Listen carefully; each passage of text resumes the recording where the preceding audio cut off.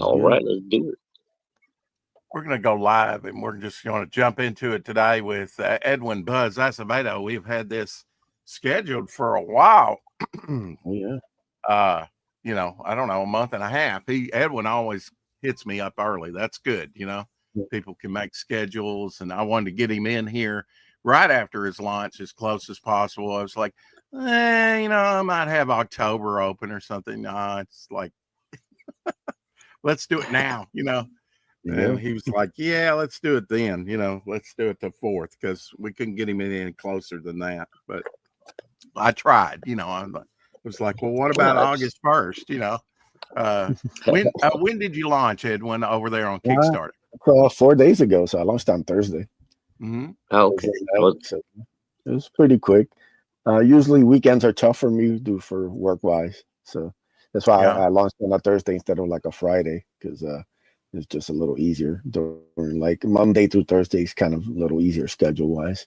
Friday, Saturday, Sunday's kind of rough. I usually plan stuff like a couple months ahead if I want to stream on those days. So yeah, I think today's good. Today's my day off. Usually every week, so I'm always available. I know on you, Monday. Edwin, from your last launch, you back to back shows if you can. You try and get out there as many channels as you can. That's the way to do it. Yeah. That's the way to do it, right? And you've done enough of it to really know that you got to get out there, don't you? Yeah. This is basically gonna be my life for the next 2 months. Exactly. Yeah. It's like literally months ahead. Like I think I hit bankrupt maybe 3 months ago to schedule the launch, just because I knew like I have to everything has to be ahead with my 9 to 5 and everything. I have to do the latest I can do is maybe like 4 weeks ahead of time. But usually like a month or 2 ahead is usually I just need it for my schedule. So some of the larger channels you had to work with their schedules, that's for sure. Oh yeah. Now you launched that over on Bancrofts, didn't you? Yep. Yeah. And is this your first Kickstarter? Forgive me for not knowing. First ever Kickstarter. I've done Fund My Comic and Indiegogo. But it's my first time on Kickstarter, so it's interesting. Well, tell us a little bit. This is kind of different for you, this campaign. This is just different from any other campaign you've done, isn't it? Yeah. So it's a short story anthology comic. Features 5 stories, officially 6, but we added like a surprise 6th story for everybody in the book. Hopefully they'll enjoy when they get in their hands and read it. But officially, it's 5 short stories by 5 different artists, showcasing all the characters from the Drawn Aces universe. So you have the Ace, Bloodbone, Raid of the White Leopard, and then 2 future kind of new series we're kind of teasing here with Xavier and Blue Blaze. So we can't put this together, into one little package here. Line art, black and white, kind of old school. But just really kind of detailed and some fun kind of short stories. It kind of gives everybody like a glimpse of, like I said, everything I've been working on the past 5 years, and some stuff that we got coming up in the next 2-3 years. So all in one kind of shot. Very nice. We did talk about this yesterday on the show over there on Kickstarter. $349 pledged thus far for 13 backers. Don't know much about Kickstarter myself, Edwin, but do you plan to go to any other platforms with this later? Or is I would like to maybe do some different covers and show some different options after. But right now the focus is on these next 56 days to kind of see if we can get this funded. The art's basically almost all done. I think you have like 3 pages. Only 1 that has to be completed. 2 are kind of just need to be reworked. So we're down to like the last of that. And there's probably like 5-6 pages that have to be lettered. So it's most of the work's been done for this. So hopefully by the end of the 56 days, everything's complete, and I'll send out for approve. Well, you've been watching the program long enough to know what we're going to do to your trailer. We're going to chop it up. We're going to play his trailer. There you go. If I can get it to go. Just push there. Now, before I get started, Drawing Aces Comics Group. So this is your brand. This is your branding. This is your. And how long have you had this? How long I've had it since the beginning. Ever since Ace One, right on the. If you have a copy of Ace One, right on the back is the big Drawing Aces logo. All the books have the Drawing Aces logo on the back. So if you backed any of my books, it's right on the back covers right there. So who did your logo for you? This one, most of them are by Hal, Alan Alonso. He does all my logos. He's a super talented guy.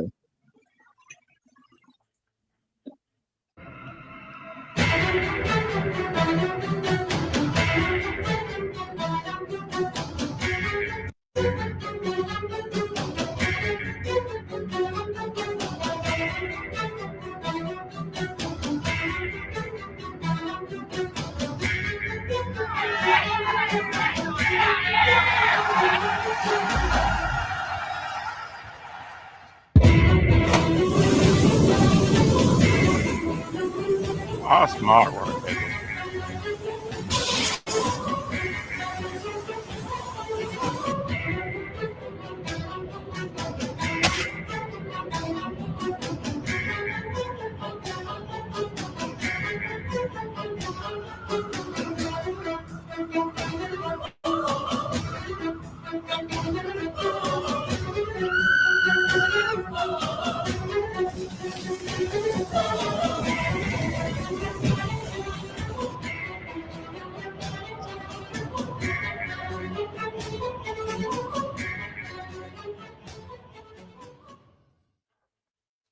So cool, so cool.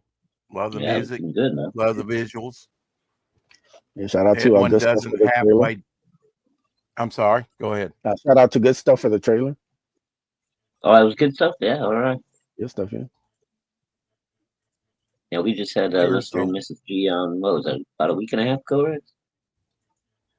Something like that. Yeah, a week and a half, 2 weeks ago, something like that. Yeah, we've been doing a lot of interviews of late. And anyway, hail to Ryan James and Omar Glitch in the chat. Good to see you, lads. If you have the good stuff on, you're going to have a good time, especially if you can get both of them on at the same time, One thing about Edwin, I can put up a post, especially about my book or show or something. And he's one of the first he must live on the internet when he's not at work, because he's like one of the first ones to comment and like, and I really appreciate that. I try to show the support however I can to everybody, Yeah. Ryan says the artwork looks amazing. Absolutely. I mean, you got Sim, the ink slayer, working with you. I did send him the link in case he had time to come on here and talk about his hand in it, because you work closely with Sim, don't you? I have, but he's not actually on this one. Is he not? Okay. No. I thought he was from the post that I saw or something. Yeah, we were. He was actually promoting his. I was on Doodle and Chill yesterday, and he was drawing Bloodbone and different stuff. So yeah, we were hanging out. Yeah. Yeah. Now, what's kind of your favorite story out of this, you think? I think my favorite one is the Xavier story, just because I'm interested to see how people take it. So introducing this new character, this kind of new universe. It's a story I've had in my head for years, and it's kind of just kind of like the beginning part of introducing it to everybody. And like I said, I want to get feedback on people, see what they think of it. How do you take notes for like future projects? You said you had story in your. How do you develop that? Take us Google through that. Docs. Google Docs. Just start typing ideas, man. Just anything that comes to head. I start creating like a new document for it, and just starts with just like basic ideas: character name, location. What's the story about? I write like the hook. So with Xavier, it's part of like a larger story. But for like these initial kind of introduction, I just want to boil it down to something really simple. So Xavier, the first 5 pages deals with there's this hero. He's basically an analog for Superman, and he's been off world mourning the loss of his fiance. And he returns to Earth, and he ends up saving this young girl from like a gang of thugs. And he realizes that the girl is an exact doppelganger of his fiance, and that leads him on a quest for answers. So basically, we take that little hook, that little piece right there into part of a much bigger story that plays out. But to boil it down for just like a little 5 page kind of thing to kind of get your little first hook in. Do you have problems with short stories? I'm really shocked. I mean, if you're a writer, but I've had writers come on and say short stories are hard to write, and I'm like, for me, that's what was more fun on my anthology. Yeah, I mean they are fun, like, but they are harder, especially if you like with Xavier boiling it down to just that little hook right there took a lot because the story's like a lot bigger. It is. I kind of think of like Twilight Zone because they always got a hook, Yeah, on there. Yeah, that's what I try to put in all my short stories. Like when I did the short stories for the Ace, I have the Angelique origin, and kind of just boil it down to just this little kind of hook. This idea of this young girl who's living in this kind of woodland kind of home and stuff with her parents, and she's there just enjoying life, and then her parents get massacred by this stranger at night, and then she gets rescued by this angelic being. So just like taking that little concept and just like that's the little hook right there, and you like I think that one was like 5-6 pages, fleshing it out. Yeah, I mean I've heard like in the movies you can kind of cover up for a bad movie, with a great concept. Yeah, and I think if you have a great concept, a great hook like you're talking about, you can kind of capture people's attention. I know people have said since I've been on here, because I did an anthology, I'm doing an anthology with Devil Flyer.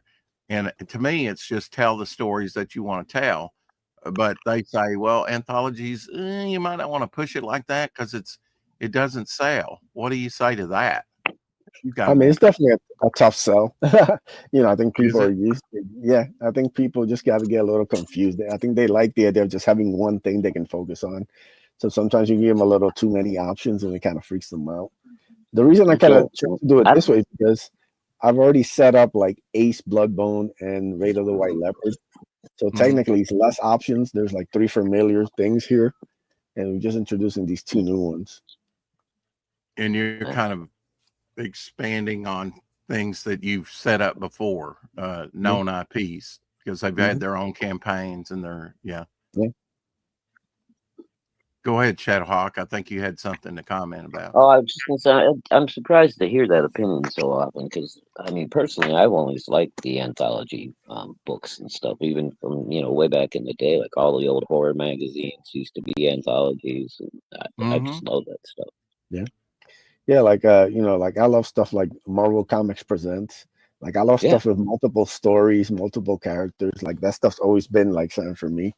Like I love that stuff. So, but yeah, so I found like most people, it's easier for them to focus if it's just one kind of one little character thing. Yeah. Yeah. Well, I mean, talking about that, kind of a combination of what you and Shadowhawk are both talking about was my first Marvel experience. Thinking back to 1974, it was a magazine I begged my father for. He wasn't sure about it because he's like, I don't know if this is age appropriate, But it was about monsters, and I was into monsters. But it was Vampire Tales #5. It was an anthology, really. It had a reprint. Really, the closest was the Morbius part out of Amazing Spider-Man, his origin. But it had a theme. It was all about vampires. So every story was going to be about vampires. But basically it was short stories or whatever in the magazine. But it had a sort of a theme to it, So I think that's one way you can do an anthology is it's all about a topic, But I enjoyed it, and I've never had a problem with anthologies. I like different stories in a mix up myself, like Shadowhawk was talking about. Yeah. I don't. I mean, I guess it's just a frame of mind or whatever how you look at it. Yeah. I, Mhm. I guess maybe because I started off with all those like the old horror books and stuff. I got used to the anthology format, so I don't know. Well, on a wider topic, I just think people need to read comics more in general, because I Yeah. think you do get titties and explosions, like Crooked Painter says Hell, sometimes, cricket. and you get that visual feast along with the words. And comics really made me a reader. Yeah. Really helped Same. me out. I Yeah. experienced a lot of new words by the writer of the month or Yeah. whatever Trying to attracted me trying to visually. read Claremont's X-Men as somebody Yeah. who's just got coming Oh to yeah. the USA and learning English. That was definitely an experience. But it You definitely know, helped. I think my vocabulary, the fact that I picked up English faster. I think it's because a yeah. lot of comics, because I would just pour through those things every day, man. I just love. Well, just on YouTube, I've had people contact me, and I know they're kind of God help them because I'm still working on English myself as a first language, but they subscribe to this channel so that they can hear more English and learn the language, which is pretty sad, right, Shadowhawk? Well, I mean, you gotta do what you gotta do, right? I mean, Yeah, however you get it done. Yeah. So people like get it, pick it up through different means. Like I said, reading really helped me.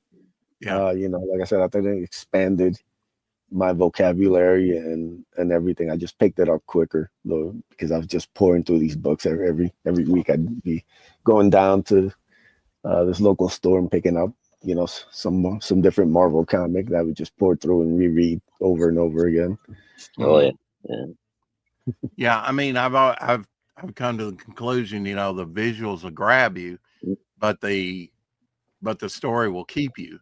And when you were talking about Chris Claremont's uh, X-Men and started out with Dave Cockrum and then I assume, went to this is the era you're talking about, maybe later, but because he wrote it for 20 years, Yeah, went to mine was John later, Byrne. it was like 90, like 89, 90 Okay. stuff. Right. Okay. Kind of like the Jim Lee Uh, Whisper CEO stuff. Yeah. for Ryan Shadowhawk, it was uh for me it was Byrne. Now I think he started with some Cockrum titles, Yeah, I think I started my X-Men fascination with like the end of the Cockrum run, right before Byrne came in. yeah. And X-Men was kind of different for me because there was a long time I did not, maybe up to 1979, from 76 to 79, I didn't see any X-Men on the stands I was going to. And that might have been in between 2 or 3 different places that I went to. They weren't all over the place when I was a kid, but they were in like pharmacies and grocery stores and Yeah. I they didn't go to like a comic shop until probably like the late 90s, early 2000s. yeah. Like I would always pick them up at local places. So And Yeah. then if you go to a flea market or something, you might, yeah, so, like see different some stores who have there. like back issues. Like that's when I remember Mhm. like probably like 95, 96 when I started. Oh, X-Men had like other artists on it. It wasn't just the Hmm. ones that I picked up. So I discovered like Silvestri. Like I love like Inferno. I remember just tracking down all the issues of Inferno at this like back issue Mhm. place and just being like, this is the greatest thing ever. So yeah, it's one of those things. Yeah. With X-Men though, I looked at it, uh, and it had John Byrne artwork in it, but I thought it was kind of weird, and I didn't take a chance on it. I didn't pick it up for several issues. I think the very first one I saw when I first discovered X-Men was 122. Well, it was like 127 half a year later before I ever took a chance on it. And that really was that it was that Proteus issue, Shadowhawk. There was a couple of Proteus issues where he Oh was yeah. kind of Yeah. jumping from host to host and burning out the bodies. But with mutants, he could last longer in the body, and he was and he affected reality, and everything was going wild in that issue on that Byrne cover and Austin cover. And the weirdest issue is what I bought. And then once I read it, I was hooked. I bought it from then on. Thank God, Yeah. because I would have missed the death of Phoenix and everything. That's been the only comic book that has made me cry Yeah. because you were invested in the characters and Cockrum did a slow roll for 2 years, with that. So you studied under a great writer, Buzz, even if it was his later stuff in the 90s, Yeah. So I know what area you're talking about, Inferno, and he was dealing with Madeline Pryor then, yeah, right? I love all that stuff. Yeah, Goblin Queen and all that, Sinister. Yeah, it was a lot of fun. Really, as off the chain. Yeah. Yeah, Mr. Sinister was a really cool character too. When they introduced him that first time, I was like, this guy's gonna be badass. He's kind of understated like Dracula. He's like, I'm a badass and I'm cool. And he's not that Doctor Doom over the top, I shall destroy the world or take over the world or whatever. Right. He's kind of more subdued, isn't he? He's kind of like a scientist, a geneticist. Have I got the character right, guys? Yeah. Definitely. Yeah.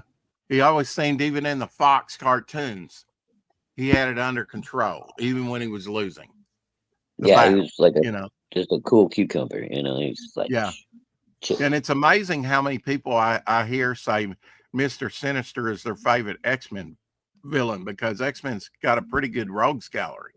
Yeah, a bunch of villains.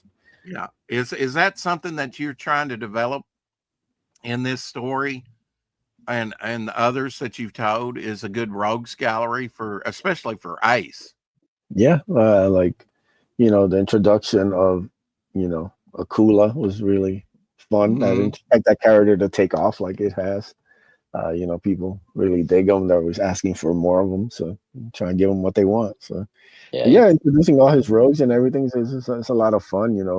For Bloodbone, what happens when you have this kind of massive, hulking, powerful tank of a character? Like, how do you make characters interesting to fight them? Aside from just making a clone like his opposite, which is just so boring to me. I despise kind of making the opposite. I think that's been so like played out. Well, now you've already talked about in one of your stories, doppelganger. So isn't that just the same thing that you're saying you despise? No, it's a human. It's like another human. Opposites. I mean, Hal has Sinestro. Everybody's got like their, Superman's got Bizarro, and there's just kind of from there, people just like, I'll just make a bad guy version of the hero. It was interesting at first, but I think like over the years, it's just gotten people they don't have any more stories, so they just say, let's just make a duplicate of whoever my hero is, because there's the only other way to make a villain. So that's what I dislike. If you make a cool character, anything could be forgiven. But I found, especially like, once you got to like the 2000s and stuff, everything just like, hey, just make another version of Iron Man, make another version of this character, make another version of. It just got really tired. So yeah, I remember like Demo Goblin. You remember Demo Goblin, and that was like came about. There were some doppelganger stories then. Just kept making more and more of those, just like different. Just after a while, it's just like, all right, just kind of you reach a breaking point with that. So yeah, well, so I've been concentrating on the villains in my universe and thinking about how to present a doppelganger story. Because if you need a roster of villains, and I was like, I need more women and I need more villains. And that's kind of what I've been working on. It's more women characters and more villains. I've got a lot of heroes, I've created a lot of heroes. I'm always for the good guy, but you got to have some good enemies, though, or you got to have some good enemies. Boring. You do have to have good rogues gallery. It depends on what you're, if you're talking about the superhero genre. But now, is this all? White Leopard? Is this all about an Ace? Those are kind of hero type archetypes, right? I'd say Ace and Bloodbone are definitely more to that. The White Leopard's kind of its own thing. The actual White Leopard's more like it'd be like a city's protector. It'd be like, it's basically, it doesn't really have anything to do with like, it's more mystic. more kind of that way. It's not really Uh-huh. anything Okay. super. Is Even it though kind of you like could always, is it yeah, is it like Black Panther where he's got the talisman and it kind of protected the village and he was the protector of the area and yeah, it's something like done that? Yeah. based on kind of like that template. It's not Hmm. really, and like I said, he's dealing with actual Vikings. People always ask me, which I find funny. I don't know why they ask me, but they always go, "Oh, what's the story with the Vikings?" I'm like, "Yeah, they're just Vikings. Like, they're not gonna transform into gods or anything. Like, they're just Vikings." So Hmm. it's one of those kind of funny things. But yeah, but Ace and Bloodbone are really, that's more kind of like the superhero element, the two sides. Ace, space aliens, spaceships, all that kind of stuff. Yeah. In the Bloodbones, like super street level, Daredevil style. I compare Bloodbone. He's basically like a good guy version of Bane. If Bane was a superhero instead of a villain, that's Oh, what okay. I Bloodbone like is. that idea. Yeah. So yeah, those two are definitely big into like the superhero. So, He's certainly big enough to pound you into the ground. I mean, oh when I yeah. think of Bloodbone, I think of big fist and blood. You know, he is a bruiser like Bane, like Yeah, you were saying. So I think yeah, like it's translated in the art. If that's mhm, what you were going for, it's definitely yeah, translated in the art. yeah, And you did an definitely. Ashcan with that character, I think, I right? mean, yeah, Yeah. this is it. And This is so yeah, how did this anthology come apart? I mean, not come apart, but come together where you were like, okay, I've established sort of these because they're not really crossing over, right? But they're within no, your lexicon, a greater universe, right? yeah. Yep, each story takes place in its own separate universe and world. They Okay. don't commingle. But yeah, like I said, I just had a lot of stories. Like this Ace story that's in the anthology. I've had that in my Dropbox for 5 years. This was supposed to actually be done for Ace Volume 2. I created it as a part of Sim did like a digital anthology series. He was asking for people to give him some pages and stuff that he could put out digitally. So Hmm. I came up with that Ace story, and then it was going to be printed in Ace Volume 2, and then the story took kind of a turn, so it didn't fit in Volume 2, and then the changes in Volume 2 led to changes in Volume 3, so it didn't fit there either. So it's basically been finished, done, it's colored. The whole thing has been done for like a couple of years. You It had to just work didn't it have in time somewhere. for it. Yeah, so the anthology, when I first came up with the idea, that was already locked in. I was like, all right, I can put the Ace story here. The Bloodbone short, and like it's just another, little short story with Bloodbone tracking down the serial killer. So that makes sense to slide that in there too. Raid of the White Leopards, the first 7 pages, they were put out by Alterna way back. Wow. As part of their anthology, and Hmm. I printed out ash cans of it to give out to people to get their thoughts on like my writing and stuff. And it's the one thing that I found that I've given to people, that people who aren't even like comic book fans, they really like it. They're always like impressed by it. They want to know more. So it's partly like giving them a cool like story for 7 pages, ends with a cliffhanger, and also getting more eyes on the project, because I do want to do a second book. I want to do maybe like a second chance campaign to get more eyeballs on it. So it made Hmm. sense to put that in there. And then Xavier, like I said, it was just about me getting the start of the story. This is a big kind of epic, kind of like my take on like a Watchmen kind of story. So we kind of started the first 5 pages there, and it made sense to kind of, if I'm doing an anthology, why not put the first Xavier story there? That way it works as an introduction. And then the last one is Blue Blaze. Me and Joe we're always pitching ideas, and he's working on Bloodbone. And we just came up with this cool concept. We're both big Michael Turner fans, you know. Hmm. So Oh like yeah. we just wanted to do like an homage to Michael Turner. I always brag about like the books bringing beauty back to comic books. It's something completely different than him and I have ever done. It's just a beautiful looking kind of 5 page story, and so that kind of made sense to slot in there too. So everything just kind of made sense. We just kind of put it all together. Nice. Yeah.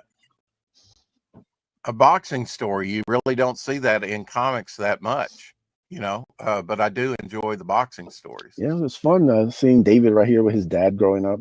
When we meet David in Ace Volume 1, he's turned 21. and he's kind of trying to figure out his life. And it was fun to kind of flash back and kind of show him as a young kid with his dad. Mm-hmm. So we kind of deal with that. Art by Barbusco Comics.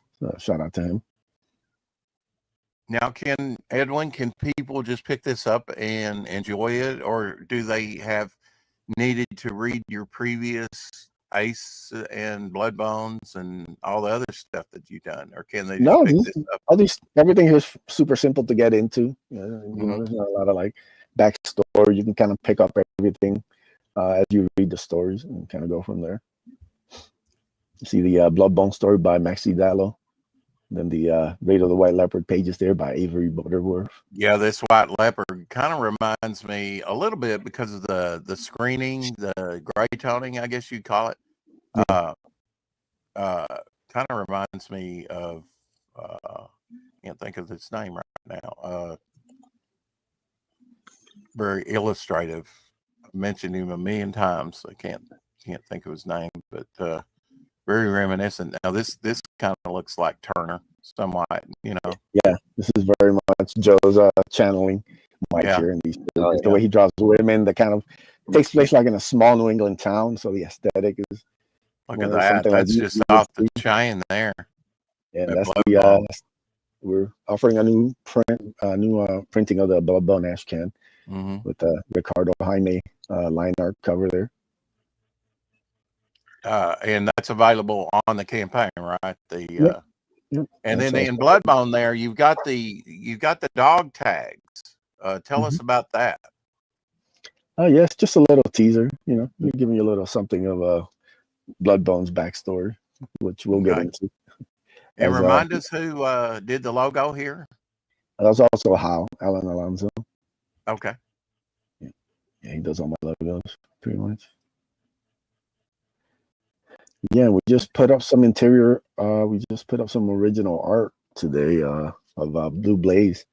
Joe Ball's pages just went up on the campaign today. Well, I mean, you look at something like this. I see, some big exaggeration in this story, like Sam Keith would do. Yeah, were you a big Donald. Sam Keith fan, or is he a big Sam? I'm Keith a fan. fan? Yeah, I'm a fan, but Donald's a huge Sam Keith fan, so he brought that aesthetic to the book, which worked perfectly for it. Mm-hmm. He just knew how to channel it, and some of his best work, man. It's really beautiful stuff.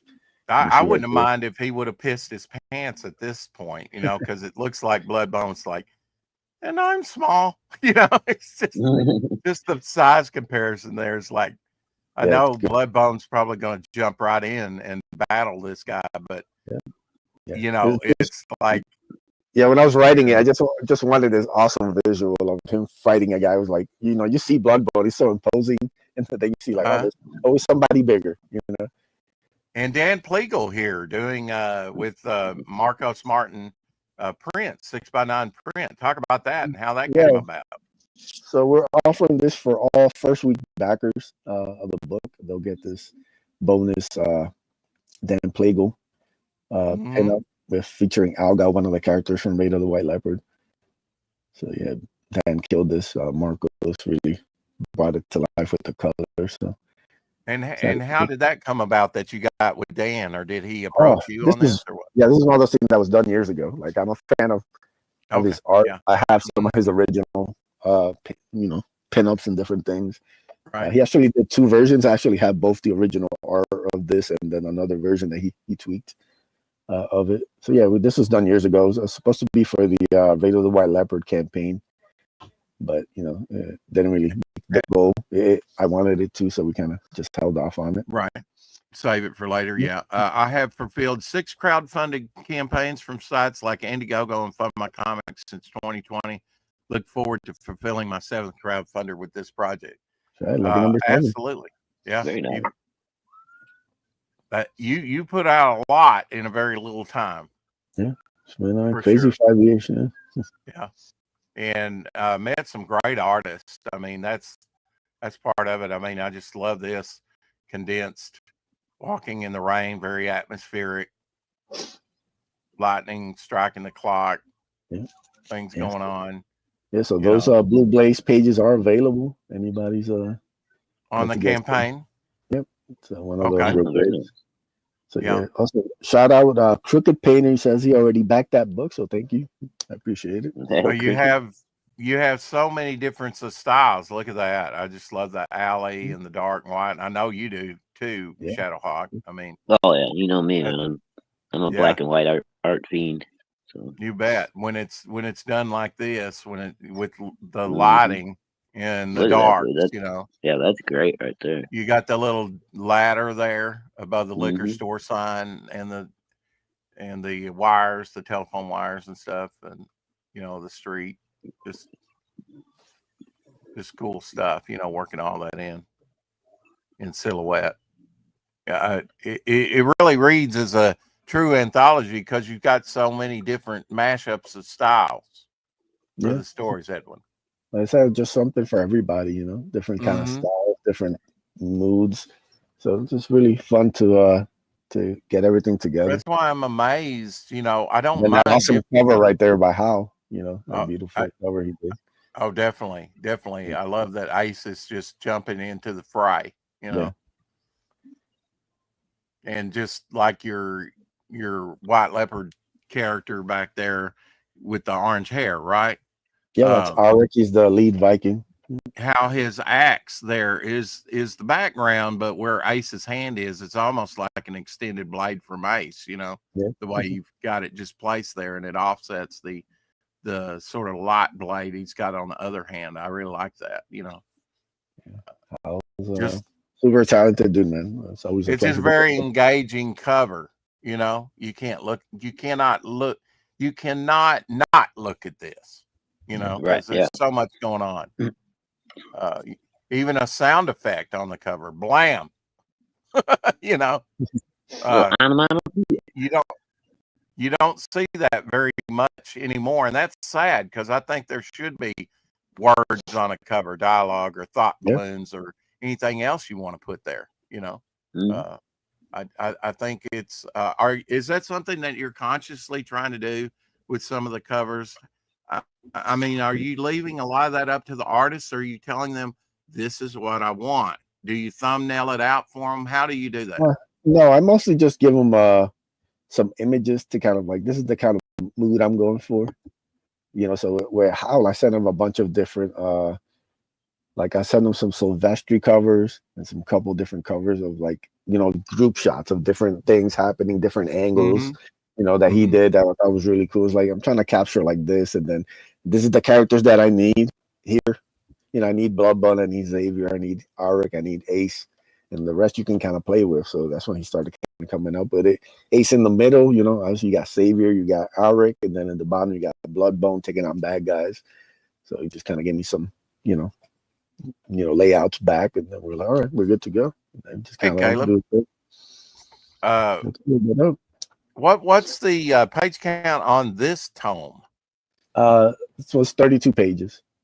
32 pages. Okay. So are you trying to stay within that format with all your Yeah, books? usually like 24 to like 32. I think it's like a good spot, to go with. So Mm-hmm. usually they'll be in that range. Where do you turn around from here? I mean, you said that Bloodbone was the next Bloodbone is being worked on. Yep. That's going to be the next one, probably summer Is it? next year. Yeah. Okay. How do you pace it out? What you want to come out? Where is it just like, well, I've got this story, it's already done. I got to fit it somewhere. Was that a big motivation to do an anthology? Partly. The idea that this came out first is mostly just logistical. Joe is working on Death, Death, Death. Oh, So yeah. Mm-hmm. he just does stuff on Bloodbone on the side. So that's his main priority. So just to want to give him more room. And I like more of my stuff to be mostly done. Usually just maybe a couple pages left to do and do a couple of things, but mostly like all the art's usually done before I launch anything. So that's kind of wanted to give it more time. And then the anthology, like I said, most of it's already kind of finished. There's not really too much left to kind of work on, except for like a couple of pages. So there was enough of it done and enough kind of had enough space. I just finished fulfilling Ace 3 a couple of months ago. I was worried about fulfilling that, and gave me a couple of months to kind of promote the launch here, and then kind of dedicate the next 60 days to this campaign. And then, next thing you know, we'll be in October, and then it's always tough to launch new stuff in the year. Oh yeah, around the holidays. Yeah, so you kind of wait until like spring usually. Mm-hmm. So like the spring, summer, usually like the two sweet spots to launch. So that's usually when I try to launch my stuff. When you got a great cover like this, why not offer it in color and in black and white? Yeah, it's the first time I'm doing it line art cover, so it's. But I thought it was just perfect. Okay. I just love the detail he put into this, and it's also they're both going to be virgin covers, so neither one's going to have a logo or anything on it, so you can really kind of just. I think that's good too. Just let the artwork speak for itself. Bloodbone Ashcan though does have a new cover to it, right? It's got the line art cover. I put out the original. Bloodbone Ashcan had the Ricardo Jaime. It had the foil. So this one's just like the regular line art version. Okay, so it's same artwork, just in black and white. Yeah, and I know a lot of people missed it because that one was a very limited campaign, right? With the foil cover, so I know a lot of people missed that. So, yeah. You started. Let's see. You did something. Was it on eBay or you did? You did early on, you did very limited stuff. Yeah, the first I offered it through PayPal. It was one of those kind of like you hit me right through PayPal. And then, yeah, and then I've also offered some of my comics through my Etsy store. So I think there's a couple of things you can grab. They're still on my Etsy store. So give a different options, and people can always hit me up if they're interested in something. Edwin, can you drop that link in the private chat or in the chat? I'll drop it in the chat if you for your Etsy store. They might want to check out your stuff. I think you've got. I don't know. Do you have a link tree where all your links are? No, I got it. Yeah. Okay. So $200 a page for original artwork on the campaign. We got Blue Blaze original pages up for sale. Page 1, 2, 3, and 4, I believe, and wonderful artwork on that. By the way, Joe slaves away at these pages, so you're gonna be getting the real deal. Like I own some of Joe's original art for Superhero. Oh yeah. Incredible. Like this, it's worth every penny. Tell us about the White Leopard character and the world that he has to grow up in, because it is kind of a different timeline, isn't it? Or would you say it's present time where he's at? I would say it's present-ish time. The idea of playing also with these are regular Vikings from the time of Vikings. And so they wind up on this kind of mysterious island, which is a lot more advanced than kind of what they're used to. And yeah, he's basically the island's protector. We kind of show a flashback in the first book of him. The last time he had to protect the island. He actually had to protect it from pirates, So it's a fun flashback showing him fighting off these pirates who are trying to, mess with the people of the island. So yeah, it's a lot of fun book. It brings a lot of different elements together. Like I said, it's got some mysticism. It's got, it plays with time a little bit, you can say, and it's got these different elements that come together. Got some flashbacks. It's got some current time. Yeah, so it's kind of Vikings kind of get a bad rap. Vikings kind of get a bad rap. They come, they pillage, they whatever, burn, rape, are, in your estimation, it sounds like not all Vikings are bad. No, I mean, they're flawed like everybody else is. Yeah. Yeah. So, yeah. It was the times. Everybody was raping and pillaging. Come on. I mean, Yeah, and when I think of this, I almost think like Omnibus, if it was bigger, because it's, you are incorporating 3 IPs that you've been working on and have kind of established. Thanks for dropping that, Edwin. I appreciate that. Everybody go check out Edwin's Etsy store over there. I think I take from the way he's talking that you've had that a little while. Yeah, this is 3 years, maybe. Okay. Yeah. Yeah. I've made one Etsy transaction myself, and it was somebody's book that I've got back here. Yeah.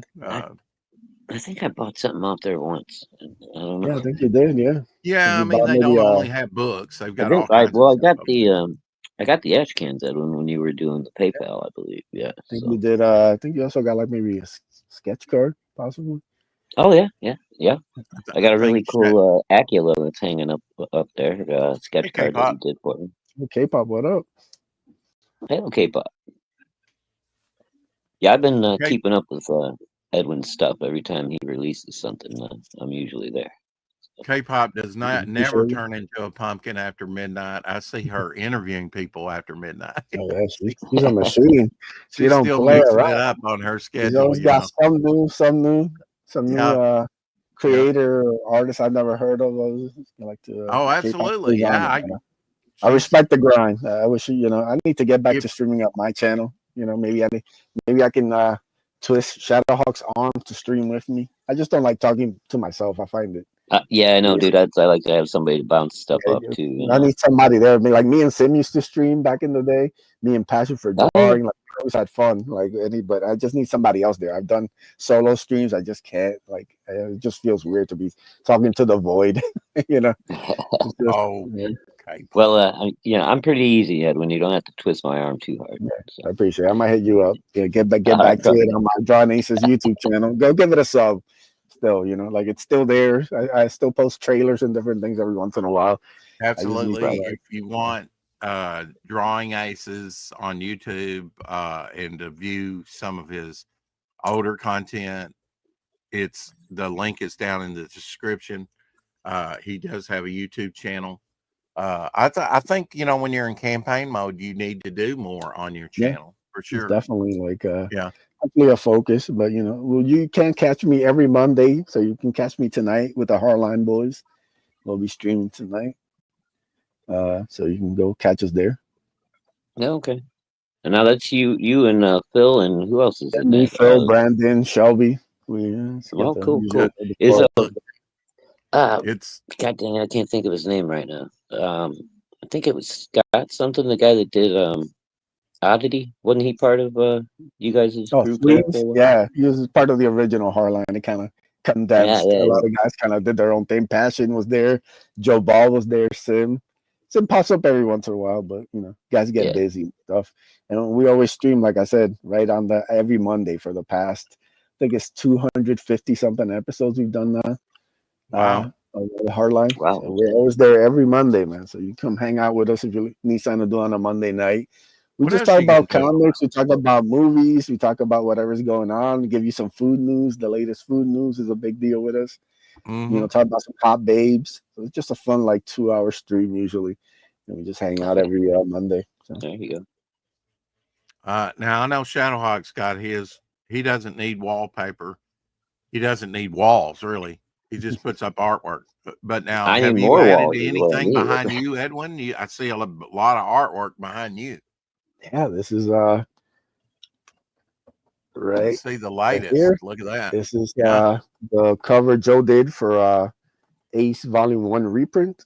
So he was cool enough to send me the art. There's some How comics drawing of the Ace that he did. Some more Joe Ball art. But, right behind me is like a Nakula poster there. Got some stuff from this is Maria the Wolf drew an Ace for me. I think it's from the first Lost Pages campaign. This is Michael Beacon. Yeah, just a bunch of cool friends and stuff drawing my characters. I usually like to have it behind me and kind of check it out. Hey, Eric. Good to see you, buddy. Yeah, brother. Yeah, I was going to say if I ever got bit by a rattlesnake, I'd have K-pop suck the poison out because she takes no prisoners, man. She don't mess around, And I'm glad to hear you're trying to cut back because, even I think about cutting back, Now I'm going to still go daily, but yeah, it could be very easy just to take the weekends off or something. But, I think there's very few people out there doing it daily, and I do try, and I'm amazed. I go into other chats and they're going, "Oh man, he streams all the time." Well, it may seem like that to other people, because they might stream once a week. And I know JoJo Coon was like, man, it's hard for me just to get in the mood to do. I think it's better if you just climb up on that horse and do it, Yeah. But yeah, you can lead to burnout, definitely, Mm-hmm. with doing too much. And I know campaigning is hard, Edwin, not just the times, and you're on a schedule, and then you have work too. It's not like you do Yeah, like this yesterday, time. I woke up early in the morning. I did a stream with Cal Prometheus right in the morning. Worked all day. Mm-hmm. Came home, showered, He's got over to there in stream the UK, that so night. you got, yeah. Streamed that night with Sim. And then midnight, like 12:30, I'm like just like on fumes, just crashing into the bed. And so just how it is, man. You gotta want it. And this is something that I'm so super passionate about. I have 6 projects already that to show for it, and I want to get this one out, man. This is a cool project. It's got a lot of dope art, and you'll kind of want to get in on the ground floor of stuff like Xavier and Blue Blaze. I think it's really cool to say. All my campaigns are limited, so I'm not gonna be reoffering the, like a lot of this stuff. Kind of once it's kind of done, it's done. Yeah. So I think that's also like a cool thing. Like if you got one of the Bloodbone, like this right here, like this foil ash can, I only have like 3 left. Like literally, like this is it. Oh Like wow. if you got this, like this is a collector's item. First ever Bloodbone, first printing, the And foil. it's beautiful. Yeah. Yeah, like, like don't offer this again. Like that's it. So who was I your think colorist cool. on that cover? Because the coloring is very nice. Yeah, Ricardo also colored it. He Mm-hmm. is super talented. Like he can just he should be on every big book, and I'm not talking about like indie book. I'm talking about Marvel, DC, Spawn, Todd McFarlane. These people should be banging at his door, begging him to work for them. He's that good. Like he's the real deal. So nice. Well, it's good that you can find an artist that can do it all, and has a good color palette, and yeah, sense. Hal's the same way. Like Hal colored that cover. That's his colors. He's a machine, man. Like, yeah, nothing but respect for these guys.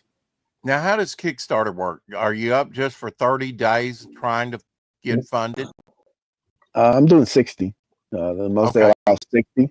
So yeah, Okay. We're 60, and we're locked in. Yeah. So they do give you an option to do 60, yeah, you can do have to set that up ahead of time, right? Yeah, That you can do like 60. I think the smallest is 30, and then you can do up to 60. So yeah, you set that up. Yeah. I think I've even seen a couple that were like 45 or something. Yeah, over you there, can definitely get in between, but I just thought like let's do 2 full months. That's a good amount of times. Usually, as long as like an Indiegogo, like Ace was up for like 60 days before I went in demand, so it's a good amount of time. Right. Okay, and you are at $349 over there on Kickstarter, pledged a $1,500 goal. Is that about? Do you adjust that for platforms, the amount, or depending on the project, or is it's about $1,500 what you're shooting for every time with a book? Usually, when I first launch a campaign, I think like Bloodbone, the Fund My Comic version, and Raid of the White Leopard were both 1,500. I think I did 3,000 for Ace. I've done like 3,000 for Ace, each one in a GG. But usually, like for most of the other ones, I'm usually about 1,500. Yeah, I mean, you have to set a realistic goal, right? I mean, I've seen people like, I need $10,000. Well, don't we all? You better be a well-known person. I need a mansion and a hot Brazilian chick, but we take what we can get here. They say crowdfunding's money's gotten tighter. Do you see that with your backers or your books? Or it's been a big difference. Just like even me, like I've backed well over 100 projects since, but like my backings are slow just because my money has to go to like my projects, and then my hardline guys, they get the first dibs. So like we always make sure we support each other. So and then anything else after, then I'll see who I can back. But things have gotten tight. It's the economy. I was getting groceries earlier today. Like stuff ain't cheap. So but I always respect. I always tell people like, if you can't back, I appreciate if you just share my stuff, send it to somebody who you think will dig it. Maybe they can back it, and always appreciate the support. You think that will change? I mean, are we making headway? I think the momentum is in the indie and the crowdfunding scene right now I for mean, comics. the quality's gotten there. We just need the economy to kind of bounce back. I think once Yeah. people have more, they can have the same kind of spending money that they had 5 years ago. Like things will kick up again. But it's just Is right this now, stapled or is this square bound? a staple. I like stapled. I mean, that's what I got on the newsstands and stuff. And yeah, I always wanted to make the comics I read as a kid. So like Yeah, to me, exactly. you have to hold it in your hand. It has to be be a floppy to me. Like trades and stuff for like older comics that like that you kind of picked up, but the current ones you always have to feel them in hand. Do you one day want a short box of comics that you yourself have produced to share with children? Here, you need to read this. Whoops, you're muted. That's okay. He had to cough. Yeah, but yeah, definitely. I want to have be able to look back a couple of years from now and just have all these kind of comics that I presented, and just be able to kind of just share them with people. Have a little niece. She's just getting to like reading age and stuff. So I want to share some of my books with her and stuff. So yeah. Now, what's the age appropriation you think for this? I never even thought about that till John Chin asked me about my ash can. What's the age that this is kind of geared at? For Ace, I'd probably say around probably like 10. I think you can probably do Ace about 10. Bloodbone's gonna be for like teens because it's just a lot more violence with Raid of the White Leopard.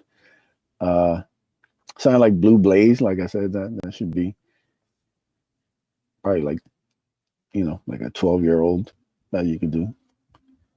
But yeah, Ace I wanted to teach about 10, like 10, 11, kind of you can take it from there and kind of. I think we should celebrate when creators, go into fulfillment and start fulfilling stuff, because I don't think there's enough, on the front end, there's all this hype and everything. But fulfillment, it's like, wah, wah, I mean, more people need to crow about, hey, I got my Bloodbone today. I got my, I got my White Leopard today. They need to be, just as enthusiastic. Hey, I got this. It was fulfilled. It was, because there's some people out there that haven't fulfilled that hurts us all, who people are trying to get a book out and get it fulfilled. I think there have been people state, I'm not coming out with the book, and that hurts us. That hurts crowdfunding. That puts doubt in people's mind. I don't think that's good for anybody. But that's nothing that we can control, So I guess that's why you had to talk to your core base and put up more content on your channel, sir. Yes. And that's my only dress down for Edwin. I have nothing but love for Edwin. He's a great guy. He works hard. How many hours a week do you think you work on this? Or is it just kind of like you got to be in the mood, or what? I mean, I'm always working on something. Just you rolling around in your head all the time. Ideas, different pitches. Like I'm already planning for like a second anthology with new stories and new art and new things that I can do. So it's always just a working process. Usually, like I'm somebody who comes up with ideas at night. So usually, once I've kind of worked and I've eaten, and I'm just kind of chilling, watching a little YouTube or whatever, listening to streams sometimes. I'll get in there and start like, and I'll get hit with an idea for like, future volume of Ace, and I'll start writing it down and kind of working out on it, see if it flows. The last time we had you on, you were pitching the Ace, and what I really liked about it is you kind of came out with the Ace as a solitary soul figure, even though there was others, because you got to have what I say, Perry White's, Jimmy Olsen's, Lois Lane. You got to have the backup characters too, even if they might even have superpowers or something. But you got to kind of have, those characters, and you did, and you kind of developed that. But it seemed like he was kind of a single character. But now you're making a group book. I didn't see that coming. at Yeah, it's all. kind of something that kind of led to it, the way everything had set up, this Mm-hmm. idea of like, Ace and Desi, are on the ship and they get ambushed by the High End. And then, they have Akula is captured and so is Angelique. And the idea of like, the enemy of my enemy is my friend kind of idea. Mm-hmm. And putting them all together and seeing a different side of Akula, him teaming with Ace, after like they have their throw on the first one. Like it was all just like kind of wrote itself. It was super fun. It's my favorite issue of the Ace so far. I think like you see the progression from each volume of the Ace. I think if you just take one out and you'll see like the growth from Ace 1 to 2 and then 3. Like it's the best looking book. I think Canalis's art has leveled up. House colors are amazing. And I Yeah. think the storytelling and the flow of it is just really fun. So yeah, so it's a fun team book idea for Ace Volume 3. So I hope people enjoyed it as much as I had a fun time writing it.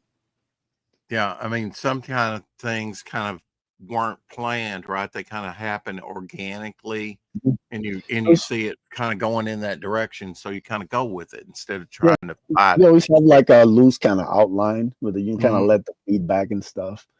Like introducing Akula again.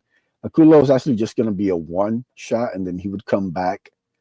I was thinking probably volume 4 or 5. He would return for like revenge. But Yeah. then the feedback was so like great. Just kind of, well, what if I just kind of bring him back for 3 and just have him team up with Ace and just kind of kind of play with that, and then that was what kind of led to the team book idea for volume 3, which is great. So yeah, had a lot of fun doing. Shadowhawk says, sorry, Edwin, and Rex internet is going wonky on me. I'll be here in the chat. So, No problem, brother. Thank you.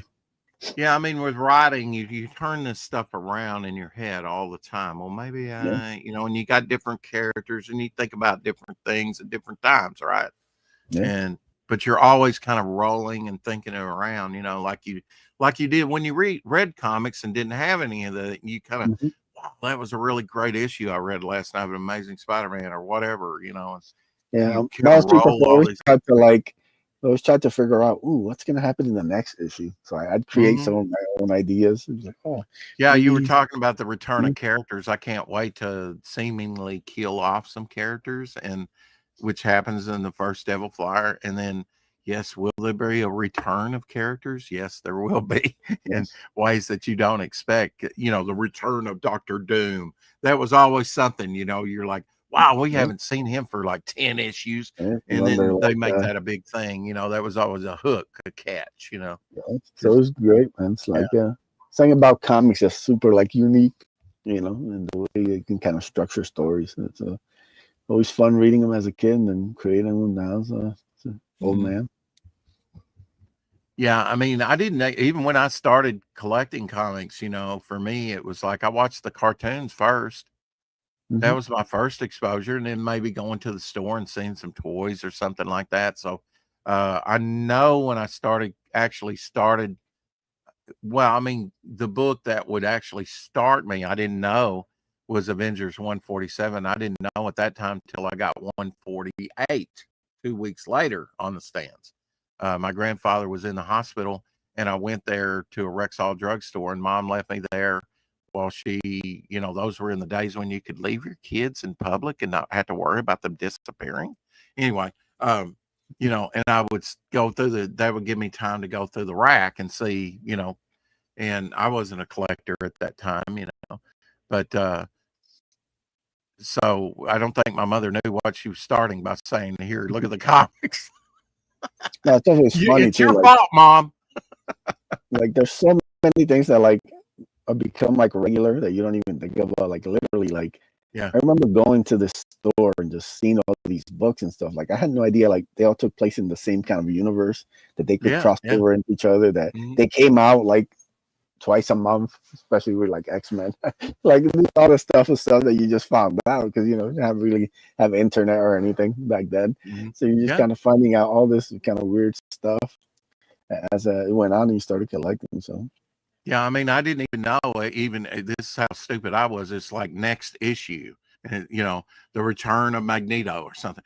Okay, it never. if I go to the stands maybe a month later, I'll catch the next issue. That never occurred to me.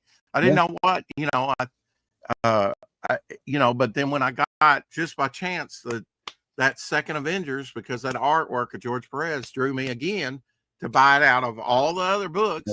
I said, well, I start looking at it, and I'm like, before we even got out of the parking lot, I was like, this is the next issue. And I remember it plain as day. I said, I'm going to collect this from now on. She's like, oh, you are? Yeah, like I was hooked.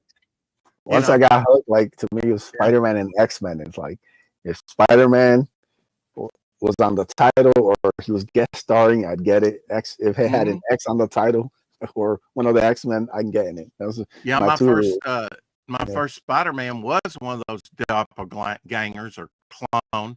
It's like, oh, well, this is different. Spider-Man fighting Spider-Man on the cover, so I had to get that, I looked at, I scrutinized it. I looked over everything, but I look back at all the other books that I could have gotten that I probably saw in the stands, but I passed up,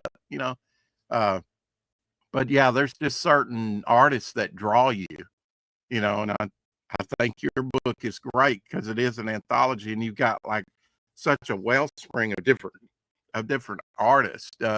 You print locally there, don't you? Your book? Yeah, I use Comics Wellspring. They bring in the US. Well, there you go. So I was right with my wording on that. I want to show you trailer again for those that came in later. We do have some late attendees, so you know what we're going to do to it. Hell, again. Yeah, we're going to chop that thing up. We're going to look at the trailer over there on Kickstarter. Let me just update this. Maybe that'll help. See if we got any backers. If not, we'll play the trailer. $349, $1,500 goal, which I think is very achievable over on Kickstarter because they have the largest audience of all the crowdfunding. What's the 56 for there that's showing? Is that 56 days left? 6 days. Yeah, that's right. Okay.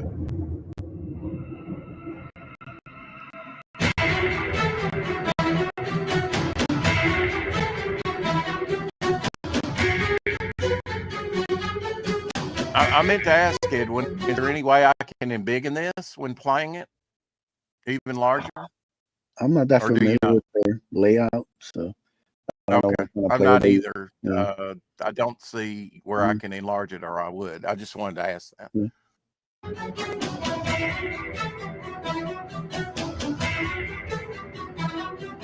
I like that you use Anthology in the title.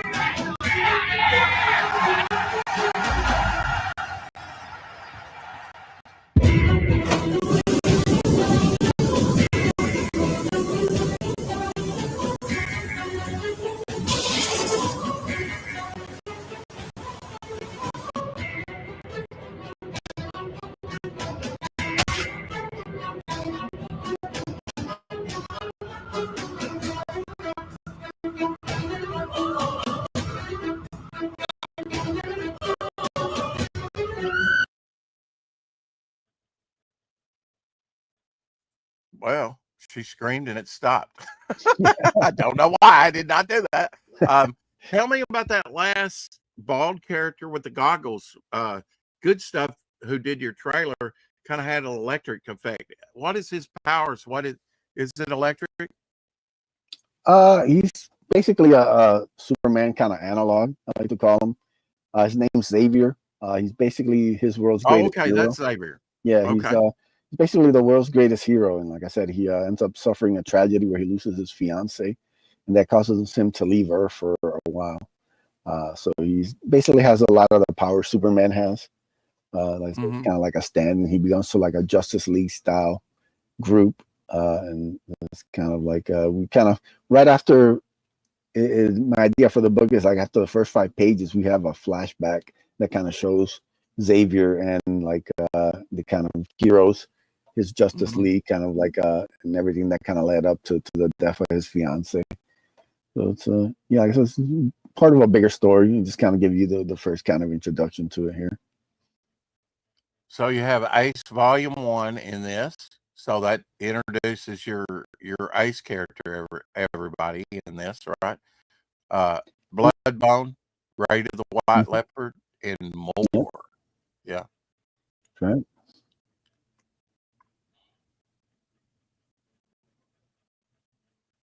Artists include Joe Ball from Death.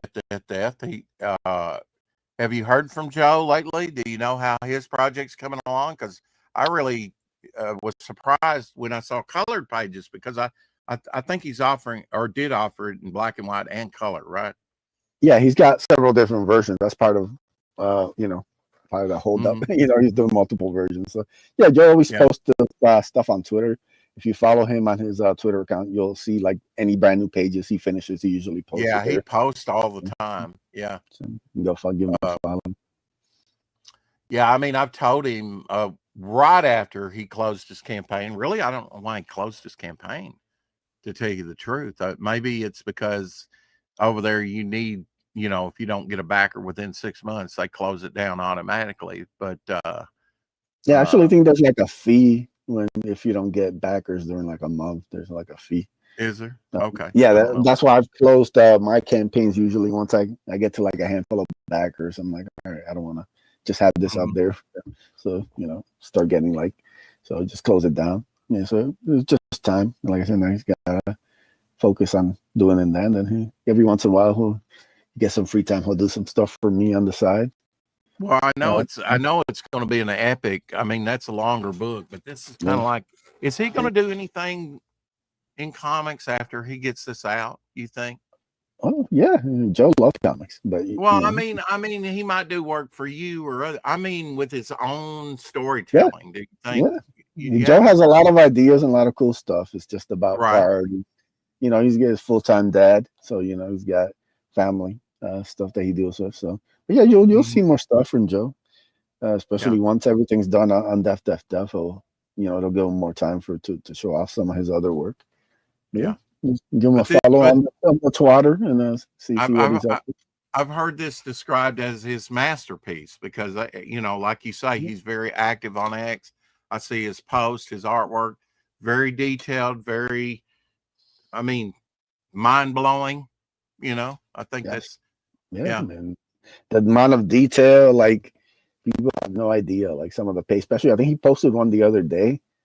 Insane, just literally. That's just one page. Imagine, he's physical, so he's literally at the 11 by 17 Bristol. If he doesn't like it, he gets the white out. Just like he's a machine, but it takes time. Hey, if you make mistakes, let me tell you, the whiteout will save your life. I've used whiteout, absolutely. In fact, I did a round recently where I depicted ice, on the character with this whiteout. Absolutely. It's great. If you need a bone white on there, you need a bone white, but great for covering up mistakes. Easy to go over most of the time, I think with sequential artwork, there's no way. I mean, if he was like pages 1 through 300, for Death to sell the originals, I mean, that's a lot of work. He's over 300 pages. He's got to be the most ambitious indie creator out there. Yeah, a monster, but it's going to be mind blowing when it comes out. I know when it closed out, I was like, hey man, I didn't get mine, but I definitely want it. And I hit him up again, about a month ago or so, 3 weeks ago, and he was like, I'll keep you in mind, but people have opportunities. People have more opportunities in the future. Okay, you think he'll run a second chance offer? Joe's talked to me about different ideas he has for Def. This is kind of like his, he'll probably have to do loan out, more, some of the flatting, some of the colors, letters. Yeah. He'll have I was surprised that he was going to do it in color, actually, because it's such stunning work and a lot going on. Joe's, now you want it in color? What the heck? Actually, he's gotten a lot really good with his colors. Like he's been working on some blood bone colors and stuff. So you'll be surprised when you get that color version. Like it's gonna be dope, man. So yeah. where do you see yourself in 5 years? Do you see doubling or more than doubling? Hopefully, because I mean, you kind of got a track record at this time. You've been coming out with stuff from since 2020. Is that Mhm. right? Yeah. And so uh, at this point, your bookshelves here are filling up, starting to fill up with your books. That's Yeah, exciting, that you is. know. Yeah, Yeah, I mean, and then I would love to and get to your a point where I walls with can do. original artwork. Oh, that's gonna be a problem. That's gonna be, Yeah, I have to that's going condense to some be a of this stuff. problem soon, huh? Yeah. Yeah, So, yeah. but yeah, no, I would love to get steady rate of doing at least two a year, where I could just like literally just like one in spring and one in summer. Like it's Hmm. coming out. Like the next, whether it's Ace every spring, or and Bloodbone in the summer, and then maybe the anthology like rotates in between. So I would love to, I guess, get to like a steady rate of two a year that I can manage and crowdfund and fulfill, and just kind of keep going. I can always slip in it, a Raid of the White Leopard or an anthology or something else between In those. But there's a in steady your at least two mind, a year. Yeah, Edwin, do you have a flagship? A main book? Would that be Ace, or is it White Leopard, or is it yeah. It's some it's other Ace. IP? Ace is the one Yeah. that I already have like stuff ideas for volume 4 and 5 and 6. So it's Mhm. it's always I always see it as an ongoing. As long as I can get it crowdfunded, I'll continue to put those out. Raid of the White Leopard's meant to be like a 3-part story. It's basically got Okay. a start, a middle, and then an end. So it's always been meant to be that way. Xavier I see as like one big story. So like I said, it's kind of like a Watchmen, like just one very big kind of story. Blue Blaze is a little open ended. Uh, and then Bloodbone.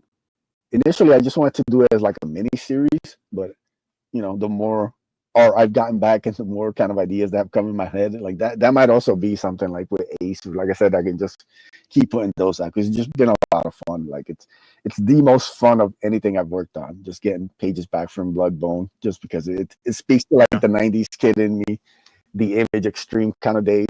Like it's just pure, just violence over the Hmm. top fun. So yeah. Off the chain. Yeah.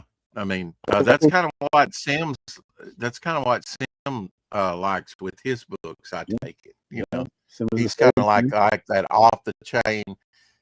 I don't know. Hey, there's Joe Ball. Yeah. Yeah. Yeah. It's good to see you, bro. I may have to take a moment just to give you a wrench. You've never been in here. So let's confer upon him a moderator wrench. How about that? Only takes a second. There we go. There you go, Joe. Good to see you.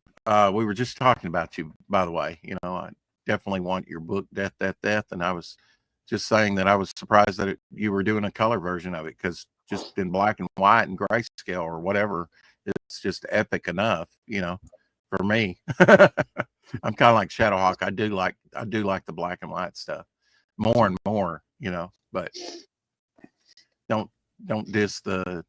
So all your books are through Wellspring, pretty much the same quality every time. If you've gotten stuff on Yeah, Edwin they before, I did you'll like this. the first thing I did with them was the ash can, the foil ash can, and I was Hmm. super impressed. The fact that they can do like ash can size books, which like I said, the Bloodbone ash can. I have ideas for other ash cans I want to put out. They've been really fun to work with, man. Like it's been super like easy, always Hey, Elsa. good quality, good customer service. So yeah, it's been fun working with them. Do you see yourself doing another ash can Oh yeah, at like some I'll be point? putting out.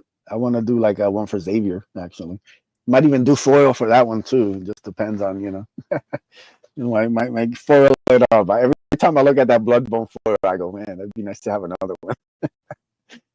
But so yeah, we might just try and do something for Xavier, a nice foil cover ash can with that. So Uh, I saw where Omer up there said sword fights. You got some sword fights in this thing? no, no sword No, fights no here. sword No, fights. no. Yeah. What platform do you think you'll jump over from him? I know you're just focused on the Kickstarter right now, but will you be going to Fund My Comic or Yeah, Indiegogo? I also on my comic another campaign. Hmm. So I'll definitely be visiting from my comic. Indiegogo, possibly. but Uh, it's like a pain to set up campaigns on Indiegogo. well, what? I've been Yeah, spoiled with Kickstarter and Fund My Comic, so it's just pouring through the Indiegogo yeah. image requirements. Literally drives me nuts. It's just that I don't know why in like 2025 the technology is so like difficult. Like I put Yeah. the images to the same recommendations you want me to, and the image still doesn't come out correctly. It's just Yeah. like Yeah. from my comic, just drag and drop. Kickstarter, when they tell me their specs, I put it in the image. Boom, the image comes out exactly. With Indiegogo's madness. Like literally, I spent months doing an Indiegogo campaign. My last one, my comic, I spent half a day, and that's Yeah. just literally from start to finish, half a day.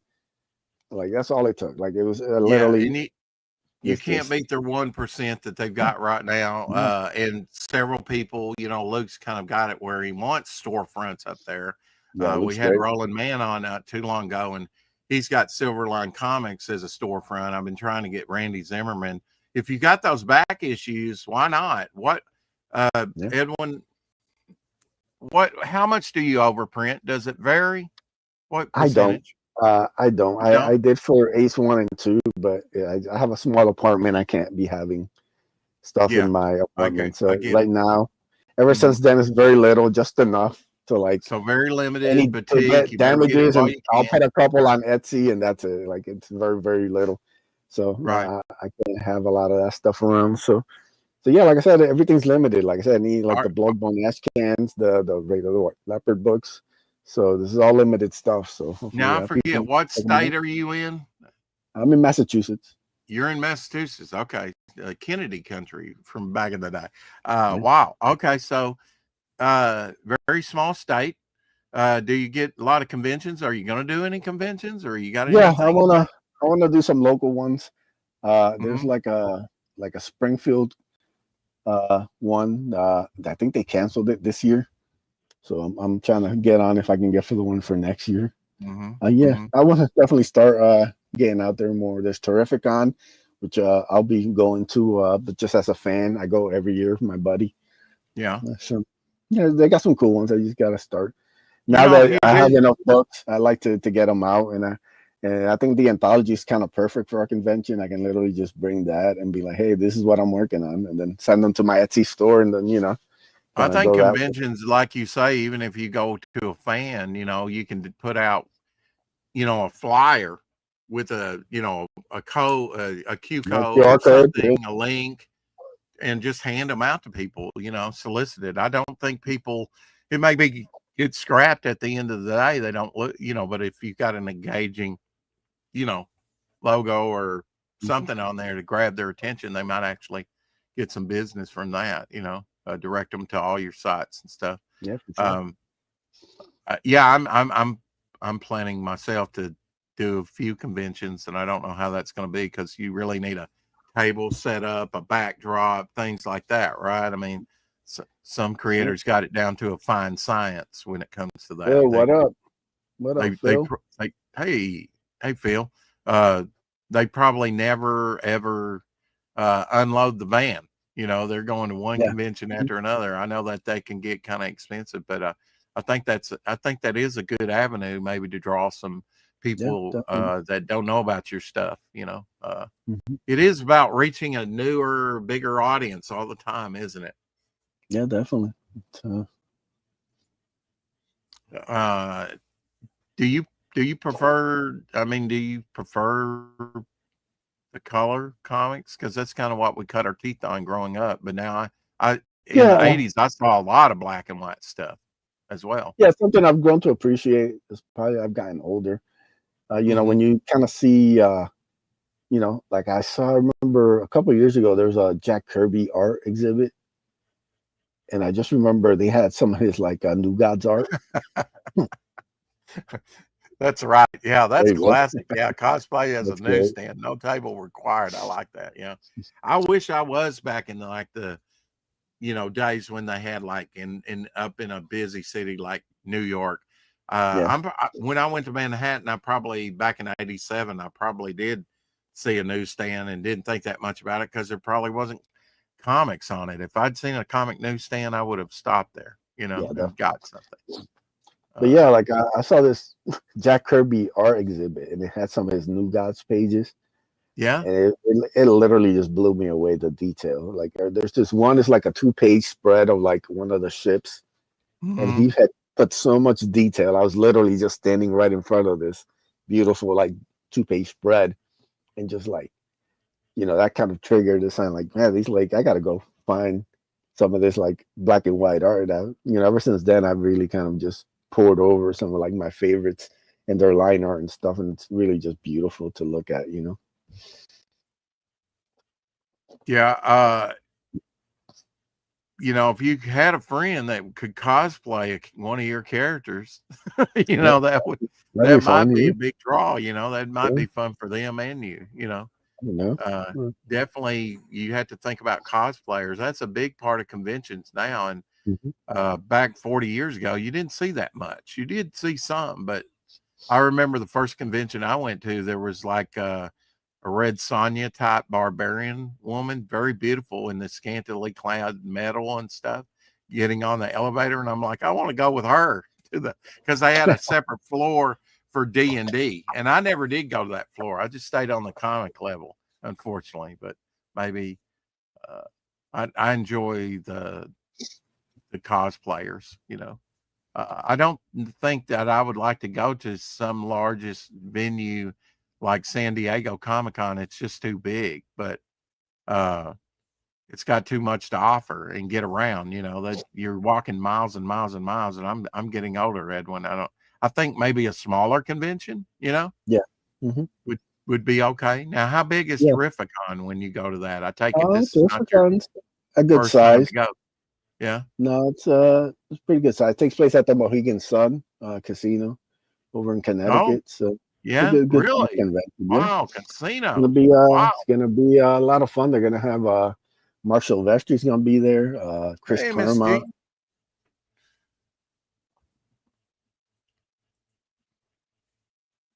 You taught for 34 years. I thought it was 31, Elsie. Come on now.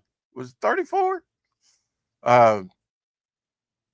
Inco says angle and insight, Mr.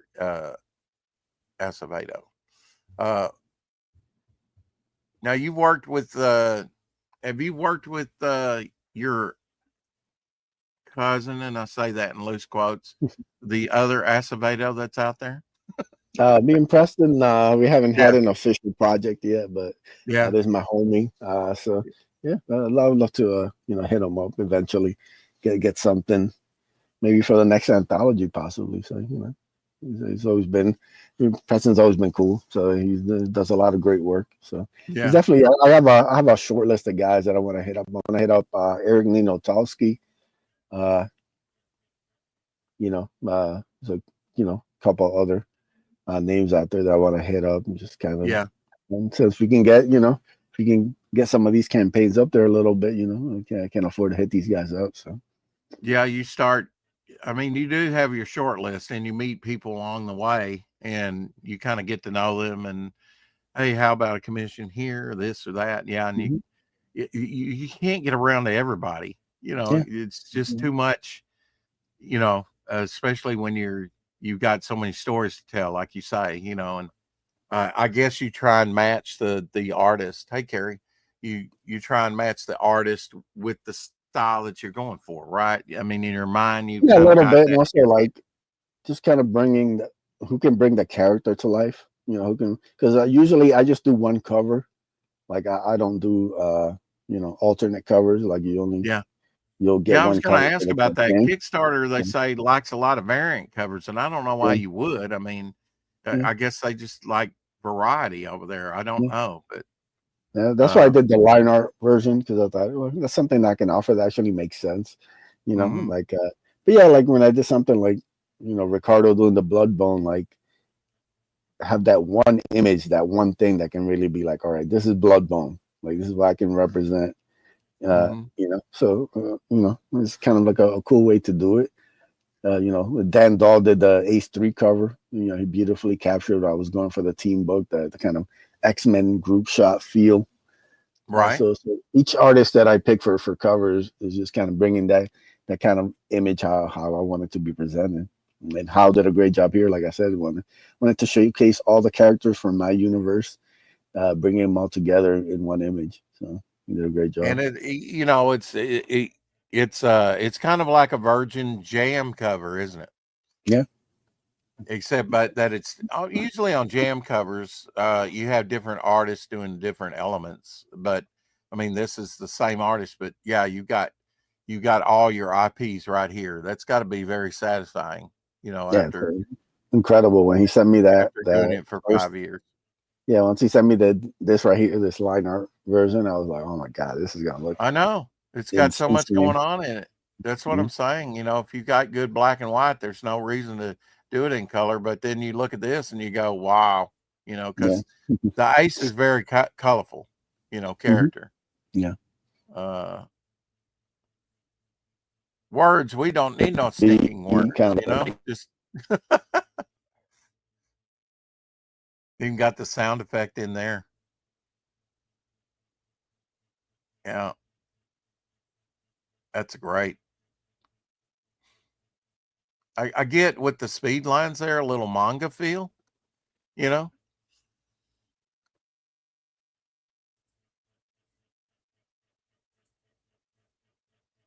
you hear me? He kind of on my went back. silent.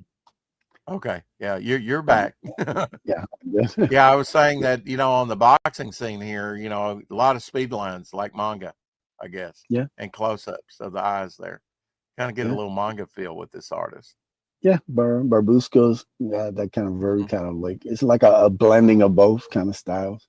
And with my background, I can't think of boxing in comics and not think of Daredevil because that's part of his backstory. His father being, a boxer, and then him kind of like taking revenge. Everybody likes a good revenge story. Yeah. How did you decide to go with Mr. Good Stuff on your trailer? He's done previous ones. He did the Blood Bone trailer. Yeah, so he did a great job with that. So he was absolutely he was made available. I think he was just finishing up some commissions. When I reached out, I was like, hey, he told me like hit me back in like a couple of weeks. I was like, all right, perfect. Now is this just sharpened teeth because they're like punks, or is this person a vampire? I know. They're kind of like cannibals, you could say. Oh, cannibals. Oh gosh. All right. So, let's just say ever since Xavier left, things have kind of taken a turn for this world. So yeah, things not exactly a nice, bright, shiny Earth anymore. It's kind of gone. Things have gone dark. So yeah, it's kind of like it's not really a safe place for a young woman to be at night. So good thing Xavier stepped in there. Something like this is what I'm trying to get to in some of my stories is mood and atmosphere. And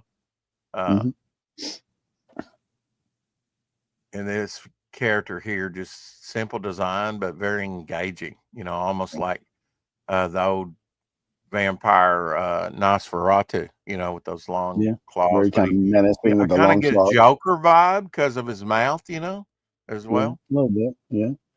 Bloodbone's like, you don't impress me. Yeah. I just love that spot of like him on top of like the building swooping down like he's Batman. And I can't think of looking at Bloodbone with that face mask. I can't help but think of Grifter. And I know you know who Grifter is. Yeah, definitely. But then Gray Morrow. Gray Morrow was the artist I was trying to think of. I kind of get a Gray Morrow illustrative feel when I look at this. With just the zipatone and stuff. Great stuff. It's, real textural. Again, with the rain, you got the rain up here in that panel. You got the rain down here in a separate story with a separate artist. Very engaging. You want to know what's going on. Yeah, it's definitely a striking first couple of pages there for Blue Blaze. Where you mentioned Michael Turner. where did you kind of encounter him? Was it his own stuff or him working for the Big Two or I mean, Mirage? I first saw him, noticed him when he was doing the DC Supergirl. Okay. So yeah, but I've gone back and Witchblade and stuff, and just Mhm. like just his work, his Phantoms, just so like beautiful. And it's just like I could literally just stare at those pages for hours. It's just something kind of peaceful and just kind of. Did you get a lot of the Image stuff like Sam Keith's The Max and stuff like that yourself? I did get some. It wasn't readily available, so a lot of the stuff I just discovered over kind of going to like back issues, and Hey, anytime I'd be Apex. at a comic book store, I'd look through and see. Yeah. Mostly it was like Young Blood, it was Spawn, uh, stuff like that. I was going to ask you, because you mentioned Spawn. That's one of the few books that I get at my local comic book store. Um, is there anything you're buying at your local comic book store today, Edwin? No, not currently. I Not currently. did pick up some of Rob Liefeld's Youngblood re-release. I picked up Narwhal's Vatican City. Yeah. Uh, Uh-huh. That's cool. Starhenge by Liam Sharp. But yeah, Liam Sharp, his Conan. He did a Savage Sword of Conan. I picked that up. I'm a huge Liam Sharp fan. So anytime he puts out something, I'll go and give it a look. Tell them again, Edwin, about this print. First week only, right? First week, yeah. First week backers get this exclusive Alga print by Dan Plagle and colors by Marcos Martin. So little bonus for everybody who jumps on this. And how did you pick the colorist for Marcos to do this? Because Dan Plegle's kind of a different style. Yeah, I was looking over some people, and his stuff kind of struck me. Like just following him, I was like, you know what, I think he'd be a good fit once I got like the line art and everything. So yeah, he did a great job on this. And a funny conversation with Dan. He did ask how to draw the boobs. So I told him, just make them big, but let's not get too crazy. So that's how we agreed on that size. Apex asking who she is. That's Alga. She's part of the Vikings in Raid of the White Leopard. And you previously had him do that, but you didn't fit it in anywhere else, and finally, so it's kind of make it available now. Here. A good time. So was there a sign-up bonus for this? I've got to ask. No, not for the Kickstarter. Usually, I'll do one for Fund My Comic and Indiegogo. Okay. Kickstarter has like an automated kind of like notification kind of system. You talked about difficulty with setting up campaigns, and yes, even just a very simple campaign, it does take a little thought, especially setting up the shipping the way it's kind of blown up recently. And I don't think it's going to get any better. But you mentioned the difficulty that you had with Indiegogo. Do you think you'll go back to Indiegogo at some point? Or do like Ace, the next Ace will go on Indiegogo. It's kind of like it's home. Definitely. Okay. Yeah, for sure. Yeah. You think that's kind of where your core group for Ace is over on Indiegogo? Definitely. Yeah. Like it's been the most successful campaigns I've had by far have been those the Ace ones on Indiegogo. So keep putting out stuff through there. Like I said, I'll put up with the Apex says her boobs are huge. He's wanting to notice that him and Omer. Yeah. There you go. I like the boobs too, but Dan takes it to a new level. I don't know. I think he's maybe got a blow up doll that he doesn't tell us about, there for reference, for drawing reference. Now, I don't think that's a lie. I don't think that Dan needs any reference. It's just in his head, between his ears. Yeah. Yeah. I know he's trying to get Goblin Girl out and today. That's I'm looking forward to that, man. Like Yeah. See, I would have been. That's another project. I would have been very fine with just black and white and grayscale, you know, because it looks awesome. But then when you look at Billy Basco's colors over it, you're like, I like the color too. So Yeah. I like that they offered both, you know, and can do that because color is expensive, you know. It is.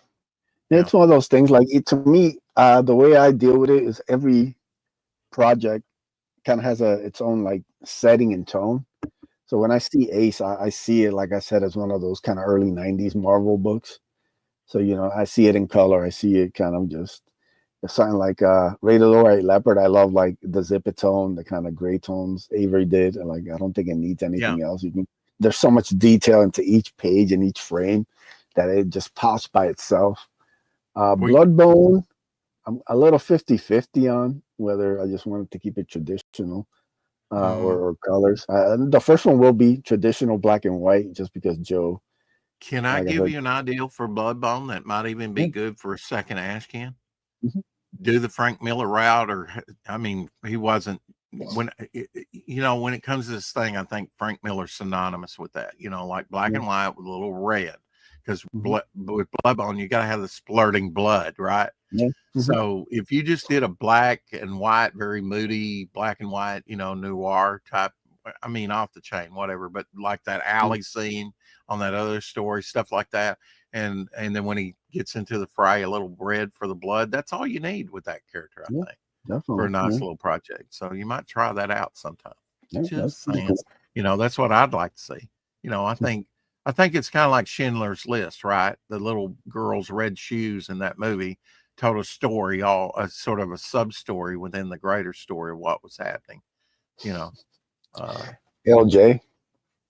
Hey Jay Ryan in the house. Good to see you. Jay trying Black to turn and white, blood neon pink. There you go. Yeah, it could be any color as a highlight, you know, as long as it's done good, you know. But yeah, color does, you know, change the thing. Now you do you most of your artists, do they work traditionally? You got some digital as well artwork, or do you go with all traditional artists that actually put it into paper? I think most of them are digital. Hal mostly does digital. Joe does it all traditional. Avery does a mix of traditional with like, you know, digital kind of after. Like the zipper-tone, I think, comes on digitally. So yeah. I was going to say with you're younger than I am, but I experienced Teenage Mutant Ninja Turtles before they were famous, you know, from the comics. I discovered the comics issue 2, 3, and 4, and then subscribed to it after that. They were back issues by that point, recent back issues. But now it was the zipper-tone, the grayscale, that made it stand out to me. That and the style, it looked like an underground comic. I didn't realize how underground it did look till I recently looked back at one of those, and I was like, wow, how did this ever become one of the biggest things on the planet? You know, because it looks like an underground comic. Yeah. It really does. You know, but the grayscale, just, I was like, how did they do that? Because it made it stand out just from black and white, you know. Yeah, it did. So you know, they were different from the very beginning, and taking popular ideas. Do you ever think about that? Like, what's popular now? You know, and we'll put it all in one book. Like, I think that's what they did. Frank Miller was popular. Ninjas were popular. Sort of I don't know that the Animorph sort of characters were. They might have kind of led in that, you know, but surely there was like Pogo. There was other anamorphic characters out there, you know. By that time, they kind of took popular things. Are you kind of going for popular? Or you just these stories that you were like in high school going, ooh, wouldn't it be neat? To me, you know, it all just different stories inspired different ways. You know, some stuff like Ace is very much inspired by the stuff I grew up on. Bloodbone is for more kind of contemporary. It's actually a big, while the art style and then kind of like some of the big over the top action it was mostly inspired by like shows like Arrow. Like I love the setup for Arrow, especially the first season. Yeah. The idea of like, you know, Oliver coming back from the island and trying absolutely. to save his city.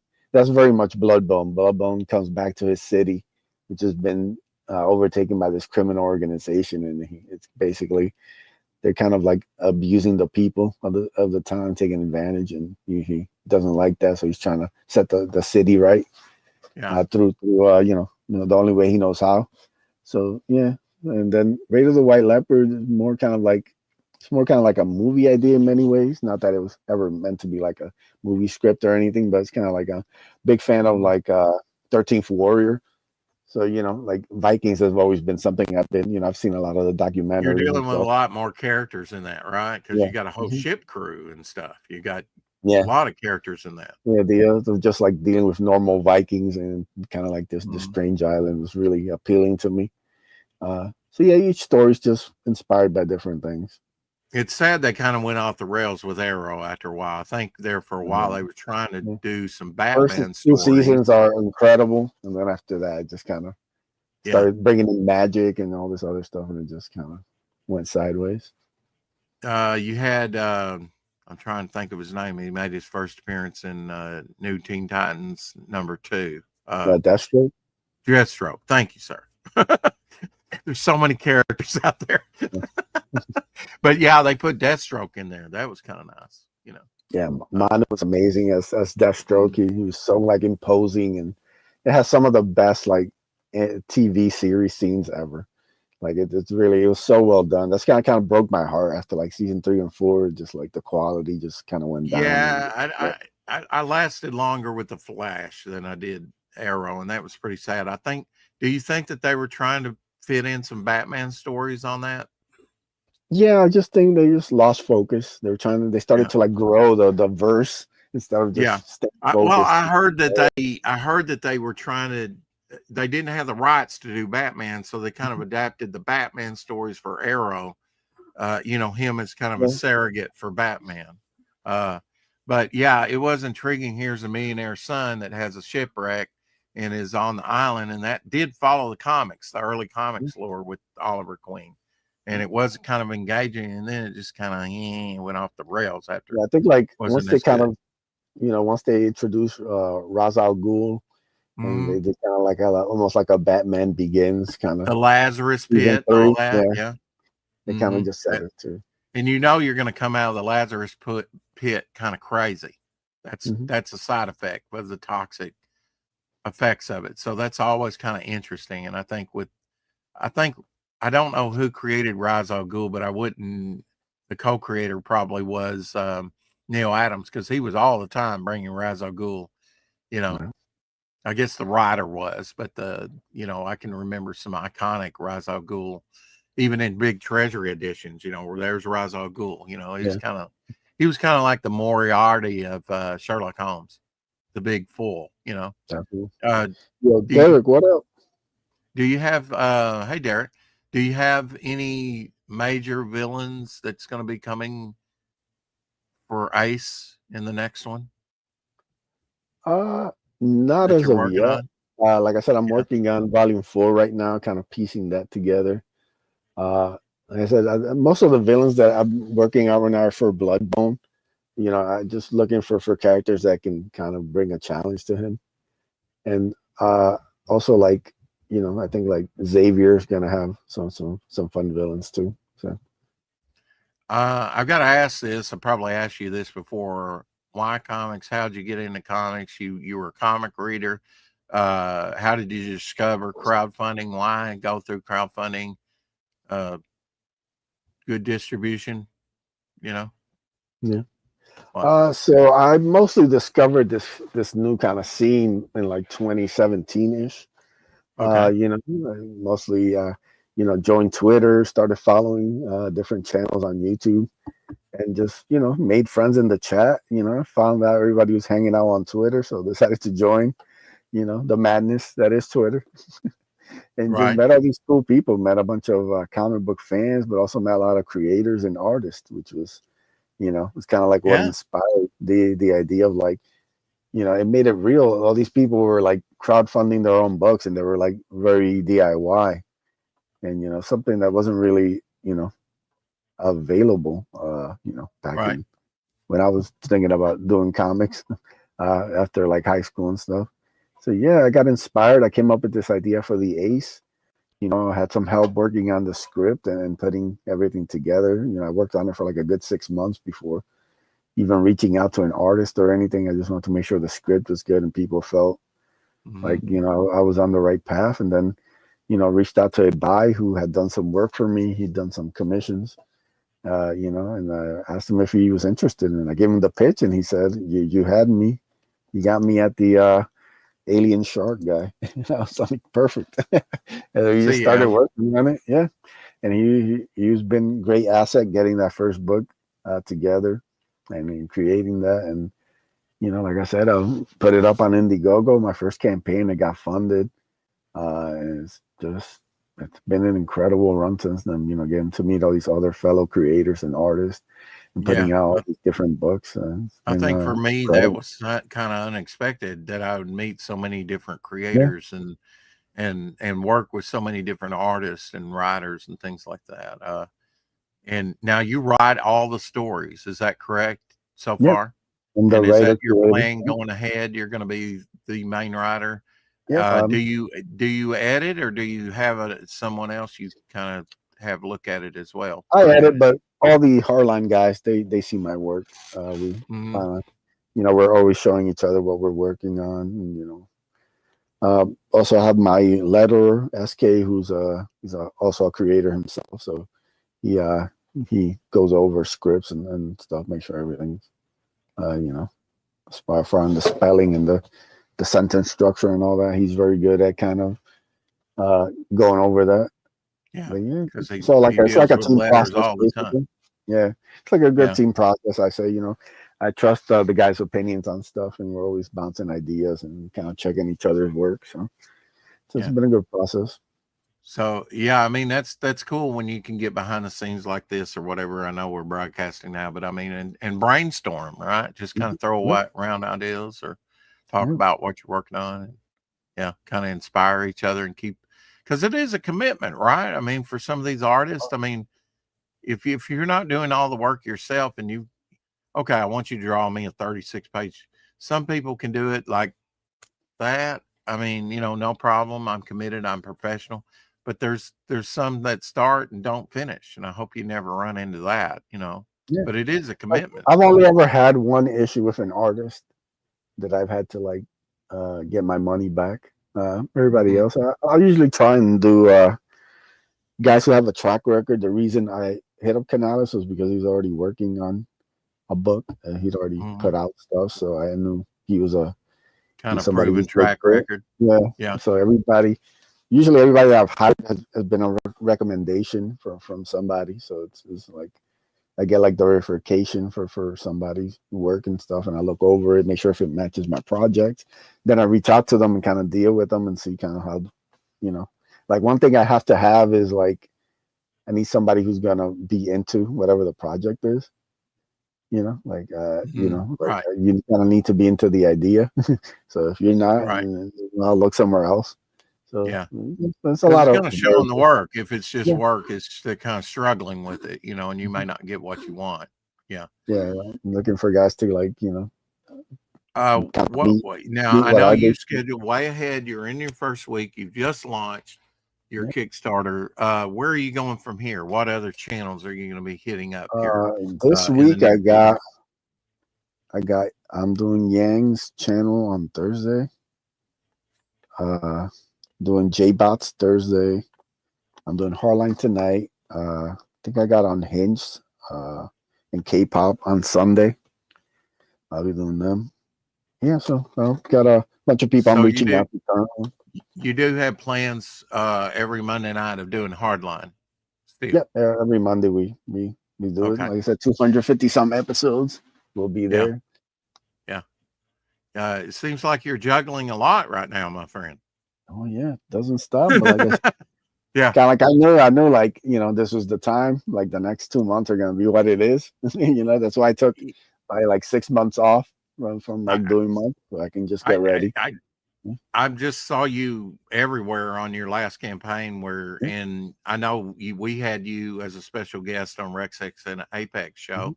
I'm not sure what channel hosted that, but it might have been over on Apex's channel. I don't know. We kind of rotate that show around, as you know. And he jumped off another stream to come on our stream, and he was probably already done 2 streams earlier that morning. I don't know, but he, that's when I said, man, Edwin gets out there, he's humping it, he's trying to sell some comics. Why did you go to Kickstarter for this one to start off with? Is it because it's the biggest venue? It's kind of easier, like Find My Comic, to set up, or why? Yeah, a little bit of both. I just thought I've seen different anthologies funded there. They do have the biggest platform. Things are kind of open ended and available, and the setup is super easy, which I liked. And it's always about exploring different avenues. So like I'm looking at other sites and other, just someplace new I can Coffin just jump on. Comics been doing it for decades over there. Billy Tucci's been doing it for decades over Toledo. there. And when I look at some of these that have like Mike Barron's Leviathan, how they performed, I was really surprised. And since I'm over on Fun My Comic, and I know you've been over there before, I was really surprised. It really depends on the project, I guess, and the core group, the eyes you get on it. I don't know, maybe the channels you go on. I don't know.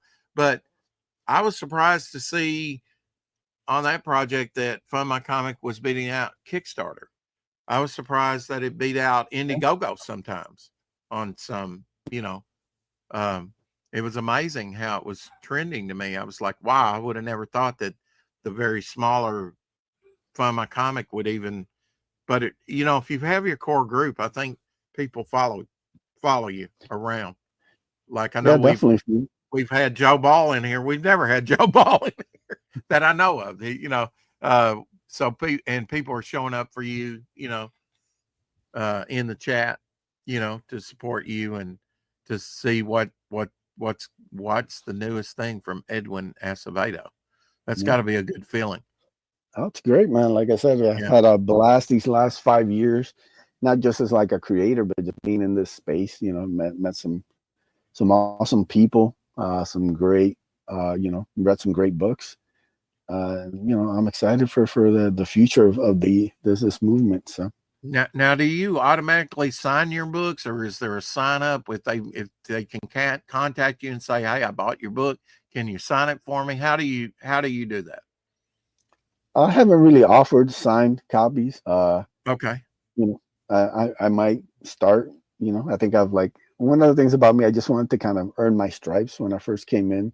Sure. There were some people who kind of took advantage when they came in, and they got a lot of money and a lot of kind of notoriety, and things kind of didn't exactly go the way it should have. So like when I came in, I just wanted to kind of earn my keep. Like I said, Ace was completely done.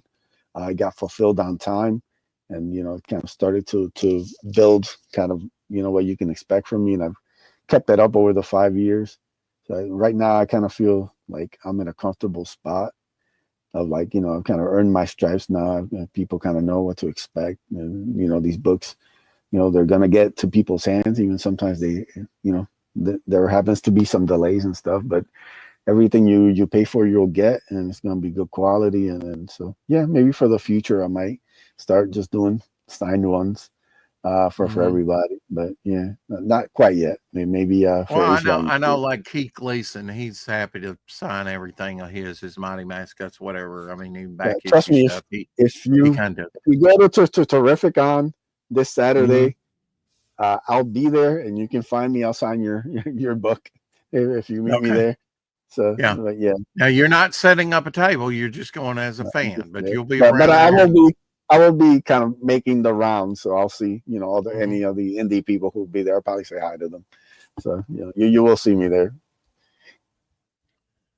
Well, thank you, bro, for coming on here and setting this up. You set it up. We set this up. I appreciate a creator like Edwin. He hits you up early enough, and I was like, man, I want to get you on as quick as possible after launching. So I mean, a week from now or less than a week from now, you won't be able to get that Dan Pleagle print. So that's going to be the Kickstarter kind of exclusive there. You're offering 2 covers, right? Yep. Both are virgins. So you get to enjoy the full art as it was meant to be. Yeah. We just, like I said, we just put up the original art today, so you can get some of those Joe Ball Blue Blaze pages, which are worth every penny. They're beautiful. 11 by 17, the thick Bristol. You might get some Joe Ball sweat on them. Who knows? And, Yeah. Or and, blood. Yeah, depends. How things go. Yeah. And also, I did want to shout out. We're doing an art contest for the campaign. I'll be Okay. giving more details tonight on Hardline. But yeah, I'll be offering art contest. Just use the hashtag Drawn Aces art contest. The winner gets the back cover of the anthology, and Wow. yeah, have some prize money and stuff. Like I said, I'll be tweeting it out and announcing it tonight on the Hardline. So come hang out with us. 10 p.m. Eastern on the Zaid Comics channel. Yeah, you can draw whatever you like, K-pop, as long as it's one of my creator-owned characters. You can draw your heart away. Yeah. I'm glad that you're making the ace. You kind of like started out with the characters single, but now you've developed the characters kind of come in, and now they're kind of a group. I was always drawn to like Legion of Superheroes, Avengers, Fantastic Four, different groups. I don't know. Yeah. The more I characters, grew up, the more bang I grew from up a on buck. X-Men. Like, to me, there's something about that kind of like begrudging family dynamic that I always liked. I like the fact that Wolverine didn't like Cyclops. He was questioning his leadership. But if it came down to it, nobody messes with Cyclops, so don't get it twisted. But That's right. And Wolverine wouldn't let anybody. Yeah, so like it's always that kind of like, I kind of like these fact that these people kind of become friends. And I kind of see Akula in many ways as like, he's kind of like Ace's kind of Spike, Right. Anybody who's seen Buffy, Spike is like an antagonist, ends up kind of like becoming part of the crew, kind of begrudgingly. So in many ways, and you had like Jubilee that was always getting in trouble, and Wolverine was kind of befriending. And then there was a while when Wolverine was, I guess Wolverine's like you, he's made the rounds. He was with Kitty Pryde for a while. But when it comes down to it, he might have his differences with Cyclops, but I'm sure Wolverine's got Cyclops back, or vice versa. Yeah, so this kind of, when I was writing, it kind of saw a lot of that dynamic. Just kind of seeing these different characters come together, and they're not exactly from the same place or the same time, but they all kind of begrudgingly kind of forming a little bit of an alliance. So something you could always like revisit in like future issues, which is always fun too. Fun thing about telling an ongoing like that's just, like I said, I can set up breadcrumbs for like an issue or two from now that'll pay off. You really had to drop those seeds to have a crop come up, right? Yeah, I get that. And I think like I've actually went back and reread the issues myself to see how they flow, and then you can kind of see stuff like pieced together little by little kind of it all kind of makes sense. So I've been really happy with how the first three have turned out. Well, you got a diversity of characters within your universe, that's for sure. I mean, Viking action, sci-fi sort of hero adventure. I don't know, how would you describe the bald goggle guy? Sort of dystopian? Yeah, the dystopian. Like I said, I compare it a lot of times to like Watchmen and like Dark Knight Returns. It's kind of like the dark vision of superheroes, but we're kind of my own spin on it, which is is a little different than some of those other writers. Well, Mike, this beautiful page with this, we didn't really talk about this, but yeah, man, Raphael is really the beautiful work. Yeah, bringing this to life. So really happy how everything turned out. Cannibals, huh? They're gonna eat her. Yeah. Wow. Things get a little dark, they get a little dark in the future, Go check out Drawing Aces Comics Group Anthology #1. This short story anthology features stories from the characters in the Drawing Aces universe. Go check it out on Fund My Comic. Also introduces that character, the bald character with the goggles there, Xavier. So forgive me for not knowing the character better and having to refer to you on him because he's brand new, isn't he? But I'm here for so introducing everybody to brand new character, brand new world, making its debut. And cannibals too, folks. So, and so they comics become more valuable, kind of like trading cards, rookie cards, right? So first appearances are very important in comics. So this is his very first appearance, right? First time Xavier's been in anything ever. So you have to introduce him there's to. Sim. Hey, Sim. Sim, what up? Coming in right at the end. Appreciate you coming on, Edwin.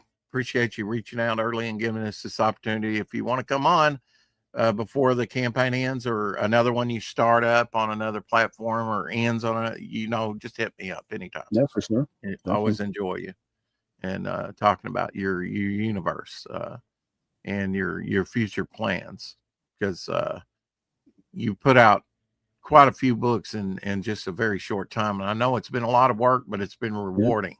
Yeah, every time I get like a printing of like something like this, even if it's like a reprint, it's like go through it, like it's been years, especially since Bloodbone, probably like 4 years since I did the first Bloodbone. So I'll reread it and I kind of go through it and be like, yeah, I'm proud of that. Put a lot of work into that. So if you like his characters and you want to, working with great artists like Joe Ball and Sim and others in his career, it's like, and all these stories have a different vibe to them. If you like a good anthology, this looks really good. There is a secret sixth story, but we won't. Okay, there we go. Little secret in there.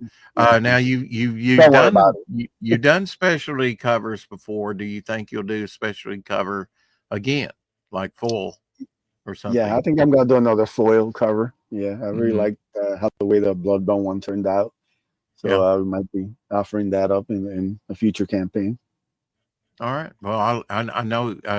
So you'll be on Hardline tonight. Tell us about that. What time that is? Yeah, that's at 10:15 p.m. Eastern. I'll be hanging out with the Zaid Comics boys. Me, Phil, Shelby, maybe Sim might join in. Maybe Joe Ball. Who knows? But at least 4 of us are usually on tonight. I'll be talking about, obviously the Drawn Aces campaign, some of the updates. Be probably talking about the fan art contest. And then we'll just be hanging out, talking about food news, talking about movies, talking about comics, talking about whatever's kind of the hot topic. Are you excited about any of the movies coming out now, like Fantastic Four? No, the comic book movies I've just taken it out of me. I remember the last one I saw was the Hellboy, the relaunch. The worst piece of trash ever. And I love the first 2 Hellboys. Like it was just such a waste of time. It just got me angry. And I was like, I can't keep doing this. These movies have gotten progressively worse. And from what I've heard the reviews of, a lot of the stuff that's been out the last couple of years, like it's taking a K-Pop, come on. With a book named Blood Boner.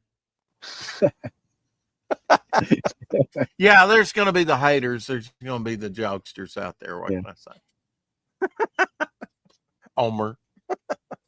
Anyway, we're going to get out of here, keep collecting, and we'll see you later, over there on Hardline. Hopefully, I had to work tonight, so I can't catch it, but I know, check out Hardliner, and that's on whose channel now?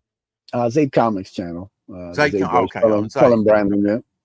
All right. Take care. No, I wasn't calling you a hater, K-Pop. But I had to throw them in there too. I know you're one of the jokesters.